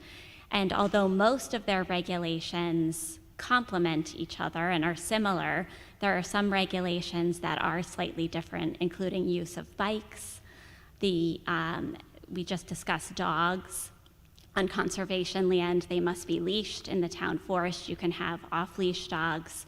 So what is the process that's going to happen such that the community members are on notice for which areas have which rules, or is there going to be a process by which the two boards agree on rules for this abutting property? Mr. Kraus. Yeah, thank you for the question. I think there will be some meeting of the minds with the two boards to create the rules. I think generally conservation land would, because they're going to control that lot, they would sort of have the control down there, over the town forest. But that's my general sense of it. But we can certainly meet and talk about it. Also, the lot itself is small. It's essentially a parking lot. So a lot of the broader rules that may apply to the town forest may not be applicable to just a small parking lot, essentially. Great. So you're committing that there'll be a discussion about how that'll work? Yeah, we can certainly have a discussion. Because both sets of rules subject community members to fines, so I do think it's important that everyone's on notice for it's an excellent point, and we will follow up on that. So thank you. And was there a question right next to you there? No? Okay, right here. Oh, Mr. Bonazzoli? James Bonazzoli, Precinct 6. I'm just, quick question. What restrictions does transferring to Reading Conservation put on the town? So my question is, I believe once a piece of property is put to conservation, it is forever entombed into conservation.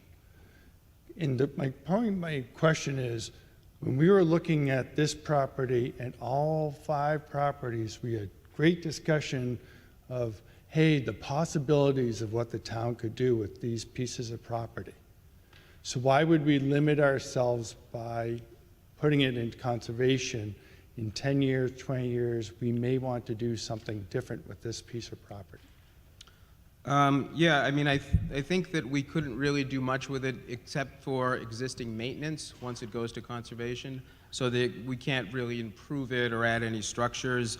I believe it borders protected habitat land, and that was the reason why we needed approval. It was from the Division of Fish and Wildlife and also Natural Heritage, Endangered Species, just to get the parking lot built. So that was the agreement we made to get the needed parking in there and get access to the town forest. But it will be limited. There'll be no really development outside of routine maintenance once that happens. Further discussion? Yes.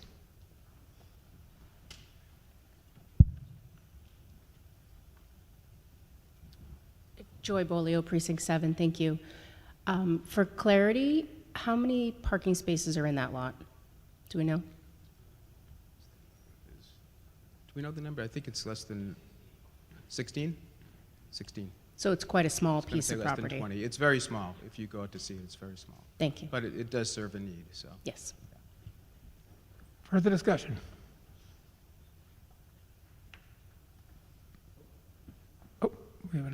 You have some comment?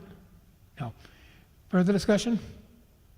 None appearing? Are we ready for the vote? This requires a 2/3 vote, so if I could ask the same counters, if they're all here. Yes. All those in favor, please rise.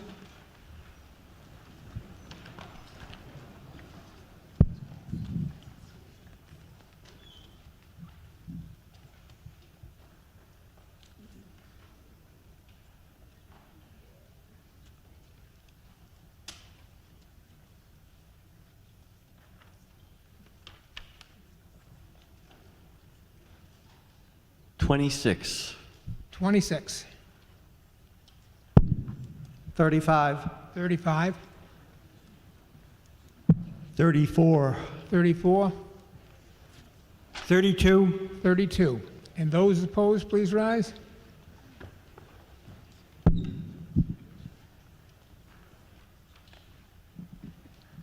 Zero. 0. 0. 0. 0. 0. 3. 3. The vote being 127 in the affirmative and 3 in the negative, the motion carries. We have a motion to adjourn. Is there a second? Second. All those in favor, please raise your hands. And those opposed, this town meeting stands adjourned till Thursday evening.